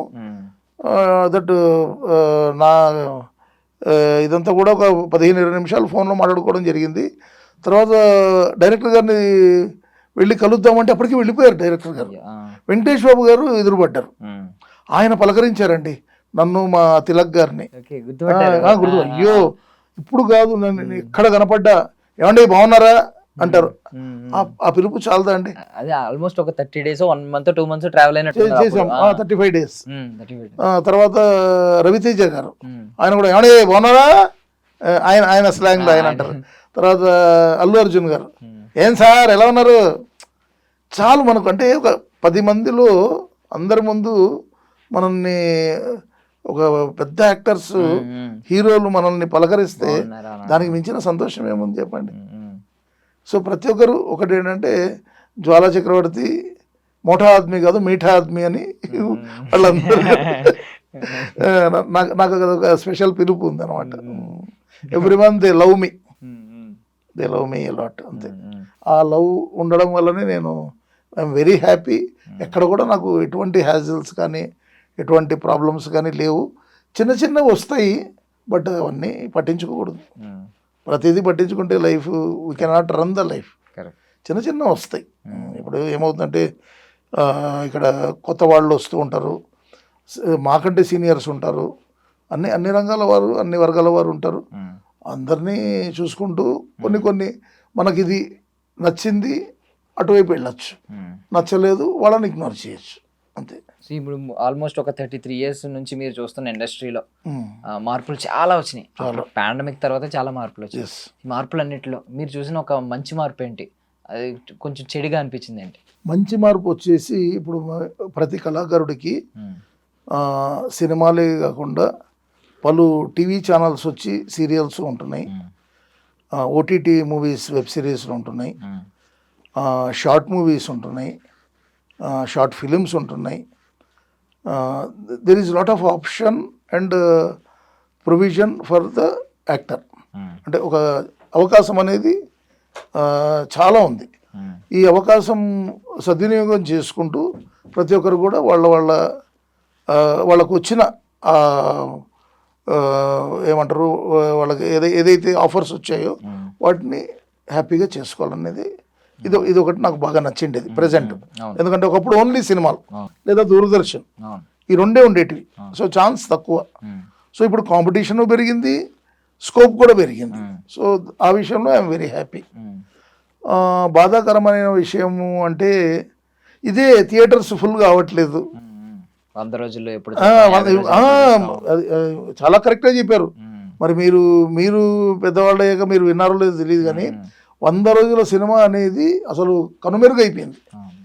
ఎందుకంటే మీరు నమ్ముతారు నమ్మరు, మా చిన్ననాటి టైంలో ఎన్టీ రామారావు గారు, ఏఎన్ఆర్ గారు, అలాగే అప్పట్లో చిరంజీవి గారు అప్కమింగ్ వస్తూ ఆయన కానీ వీళ్ళ సినిమాలన్నీ రిలీజ్ అయితే ఒక సింగిల్ విండో లాంటిది ఒక వాల్ ఉండేది. అంటే మనిషి వెళ్ళగలుగుతాడు కానీ బ్యాక్ రాలేడు. ఎందుకంటే దాన్ని క్యూ మెయింటైన్ చేయడానికి అలా కట్టేవాడు. అలా ఒక మనిషి ట్రావెల్ అవుతాడు, సెకండ్ పర్సన్ అతని పక్కన నుంచి పోలేడు, అంత ఇరుక్కుంటుంది అలా టికెట్ కొనడానికి. అలా ఉన్న రోజుల్లో ఏమైంది, ఈ ఫస్ట్ డే ఓపెనింగ్ ఉన్నప్పుడు ఆ ఫ్యాన్స్ ఉంటారు చూసారా, వాళ్ళు కుట్లాడుకొని సమ్టైమ్స్ కొన్ని క్యాజువాలిటీస్ కూడా జరిగేటివి. దెబ్బలు తగలడము లేదా ఇంకేదైనా ప్రమాదాలు జరగడము ఇలాంటివి చాలా జరిగేటివి. అప్పుడు అవన్నీ విని బాధ కలిగేది.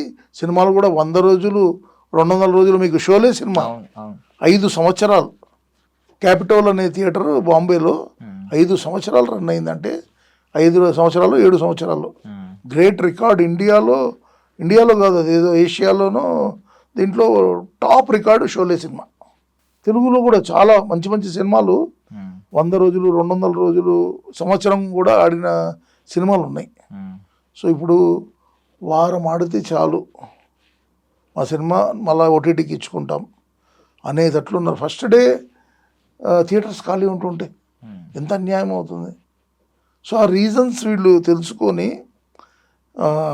సో కాల్డ్ ప్రొడ్యూసర్స్ కావచ్చు, డిస్ట్రిబ్యూటర్స్ కావచ్చు, ఎగ్జిబిటర్స్ కావచ్చు, వీళ్ళందరూ కూడా ఒక కలయికతో ఒక నిర్ణయం తీసుకొని ఎక్కడ ఏది తగ్గించుకుంటే మనకు ఆడియన్స్ పెరుగుతారు అనే దీంట్లో వాళ్ళు కూడా ఏదైనా చేస్తే బాగుండును. రాబోయే రోజుల్లో థియేటర్స్ కూడా ఉంటాయి, సినిమాలు కూడా ఉంటాయి, ఇంకా సినిమాలు ఎన్నో తీయాలి. ఎంతోమంది డబ్బులతో ముందుకు వస్తున్నారు కానీ భయపడుతున్నారు. సో ఇదంతా కూడా ట్రెండ్ మారాలనేది నా కోరిక. ఈ విషయంలోనే నాకు బాధ. ఇక వేరేటివన్నీ ఇంకా యాజ్ యూజువల్. మా ఆర్టిస్టులకు ఆ స్ట్రగుల్ అయితే ఉంటుంది. ఆర్టిస్టులకు ఎప్పుడు క్యారెక్టర్స్ రావాలి, మంచి క్యారెక్టర్స్ రావాలి, చూద్దాం. మీరు లాస్ట్ చూసింది మిమ్మల్ని బాగా ఆత్మసంతృప్తి కలిగించిన సినిమా ఏంటి సార్? రీసెంట్గా కాదు కానీ 2020-21 ఆ ప్రాంగణంలో నేను శకలక శంకర్ గారు హీరోగా చేసిన సినిమా ధర్మస్థలి. దాంట్లో జడ్జి క్యారెక్టరు ఒక 3 నుంచి 4 సీన్లు, ఎందుకంటే కోర్టు సన్నివేశాలు ఎక్కువగా ఉంటాయి. అలాగే జనతా బార్ అని ఒక సినిమా, దాంట్లో లక్ష్మీరాయ్ గారు మెయిన్ లీడ్ క్యారెక్టర్, రమణ గారు దర్శకులు ఈ సినిమాకు ఆ సినిమాకు. దాంట్లో కూడా అంతే, ఒక 3 సన్నివేశాలు కోర్టులో జడ్జి క్యారెక్టర్గా ఇచ్చారు. సో నాకు ఈ 2 కూడా జాబ్ సాటిస్ఫాక్షన్ కలిగించి. బట్ ఫేమస్ కావడం కానీ పాపులారిటీ కావడం కానీ ఇవన్నీ కూడా మీకు ఇదివరకు చెప్పినట్టు ఆడవారి మాటలకు అర్థాలు వేర్లే, పరుగు, ఇటువంటి సినిమాలు, నాయక్, భాయ్, పోలీస్, క్రాక్ మూవీ, ఇట్లాంటివన్నీ కూడా కొన్ని హిట్స్ ఉన్నాయి, కొన్ని మీడియంగా ఆడాయి, కొన్ని ఓ మాదిరిగా ఆడాయి. బట్ అంటే మనం లైఫ్ లో జడ్జ్ అవ్వడం అనేది చాలా పెద్ద, ఎవరికి సాధ్యం కాదు, ఎవరికో కోటికో కారణ జన్ములకి సాధ్యం అవుతుంది జడ్జ్ అవ్వడం. ఇలాంటి సినిమా ఆర్టిస్టులకి ఏంటంటే జడ్జ్ అవ్వడం ఇలాంటివన్నీ అవును సార్, మనం తెలియని ప్రొఫెషన్స్ అన్ని ఆన్ స్క్రీన్ వచ్చేస్తా ఉంటాం. బట్ సార్ మీ నుంచి మేము ఒక మంచి సినిమా లైక్ ఎంతగా అనుకున్నాం కదా, సంక్రాంతికి వస్తున్నాం, నెక్స్ట్ చిరంజీవి గారిది రఫ్ ఆడిస్తాం, ఏ అనౌన్స్ అవుతున్నాయి కదా, అలాంటి సినిమాల్లో మీకు ఒక మంచి రోల్ పడాలని మేము అందరం ఎగర్గా వెయిట్ చేస్తున్నాం sir. Thank you so much అండి. ఎందుకంటే నేను కూడా వెరీ రీసెంట్లీ కొన్ని బాధ్యతల నుంచి నెమ్మదిగా బయటపడుతున్నాను. అలాగే ఆ బాధ్యతలు కొన్ని కుటుంబ బాధ్యతలు, కుటుంబంలో ఉన్న చిన్న ప్రాబ్లమ్స్ కావచ్చు, వాటి నుంచి స్లోగా నేను బయటపడుతూ, అండ్ నేను ఇక్కడ నెట్ఫ్లిక్స్కి చేస్తున్న వెబ్ సిరీస్ని కూడా పరిపూర్ణంగా ఇంకొక షెడ్యూల్తో కంప్లీట్ అయిపోతుంది. సో ఆ షెడ్యూల్లో నేను కంప్లీట్ చేసుకున్న తర్వాత ఖచ్చితంగా దర్శకుల వారిని అందరినీ కూడా వెళ్ళి కలుస్తాను. ఎందుకంటే కలవంది మనకు కూడా ఆ ర్యాప్ ఉండదు, ఎందుకంటే పలానా వ్యక్తి మనకు అవైలబుల్ ఉన్నారు అనేది వాళ్ళకు తెలుస్తుంది. ఖచ్చితంగా కలుస్తాను.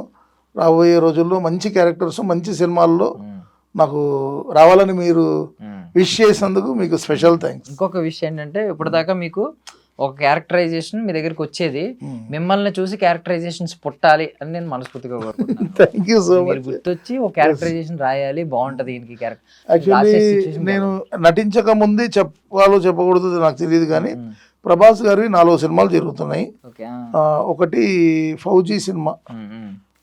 ఫౌజీ సినిమాకు నాకు చెప్తారండి సార్, డైరెక్షన్ డిపార్ట్మెంట్ నుంచి ఫోన్ వచ్చి, మీది మేము ఒక క్యారెక్టర్ అనుకున్నాము, ఆ క్యారెక్టర్కు రిక్వైర్మెంట్ వచ్చినప్పుడు మీకు మళ్ళీ కాల్ బ్యాక్ వస్తుంది అన్నారు. సో అది కూడా నేను షేర్ చేసుకోవాలి కాబట్టి చేసుకుంటున్నాను, ఎందుకంటే దాపరికం ఏముండదు. బట్ చేసింటే మాత్రము ఇంకా ధైర్యంగా చెప్పుకునేవాడిని, ఇంకా చేయలేదు. ఒక ఆఫరు ఖచ్చితంగా భగవంతుడి ఆశీస్సులతో వాళ్ళు నాకు ఇచ్చిన ఆఫర్ని ఖచ్చితంగా వాళ్ళు నన్ను పిలిచి నాతో వర్క్ తీసుకుంటారని నేను కోరుకుంటున్నాను. Let us see, hopefully. Super. మీకు ఇవన్నీ జరుగుతాయి సార్, ఖచ్చితంగా ఒక మంచి పొజిషన్కి వెళ్తారు, మళ్ళీ మనం కలుస్తాం. ఆ రోజు నేను కూడా చాలా హ్యాపీగా మీలాగే నవ్వుతూ ఇంటర్వ్యూ చేస్తాను. డెఫినెట్లీ నాకు నిజంగా మీరు విష్ చేసినట్లు నాకు పలు సినిమాలు, పెద్ద సినిమాలు, మంచి క్యారెక్టర్స్ పడితే నెక్స్ట్ ఇంటర్వ్యూ మీరు అడిగే అవసరం నేనే వచ్చి second with happiness. Thank you so much sir for your valuable. Thank you sir. I wish you all success sir. Thank you so much. I dream channel అనేది నాకు కూడా ఒక డ్రీమ్ అండి. ఎందుకంటే నేను చాలా ఇంటర్వ్యూస్ చూశాను, పెద్ద వాళ్ళు, మహామహులు, కె రాఘవేంద్రరావు గారు దర్శక దేవుళ్ళు మాకు.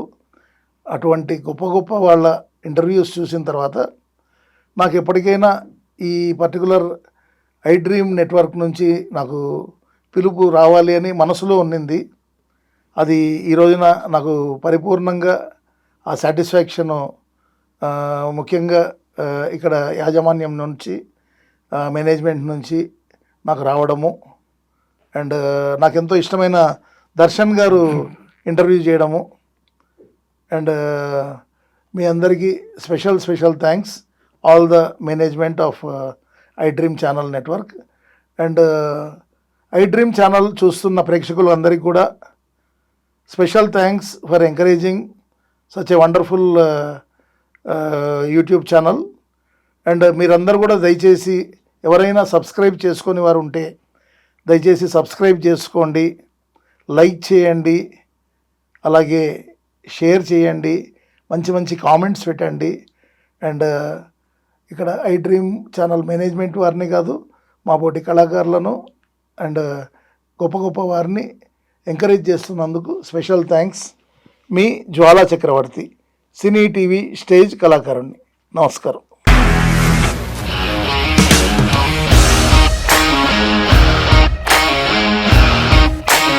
ఇండస్ట్రీలో కమిట్మెంట్ ఇష్యూస్ వస్తే నీకు కూడా వచ్చినట్టు? మార్నింగ్ తీసుకెళ్ళాడంటే కొట్టి పడేస్తాడు.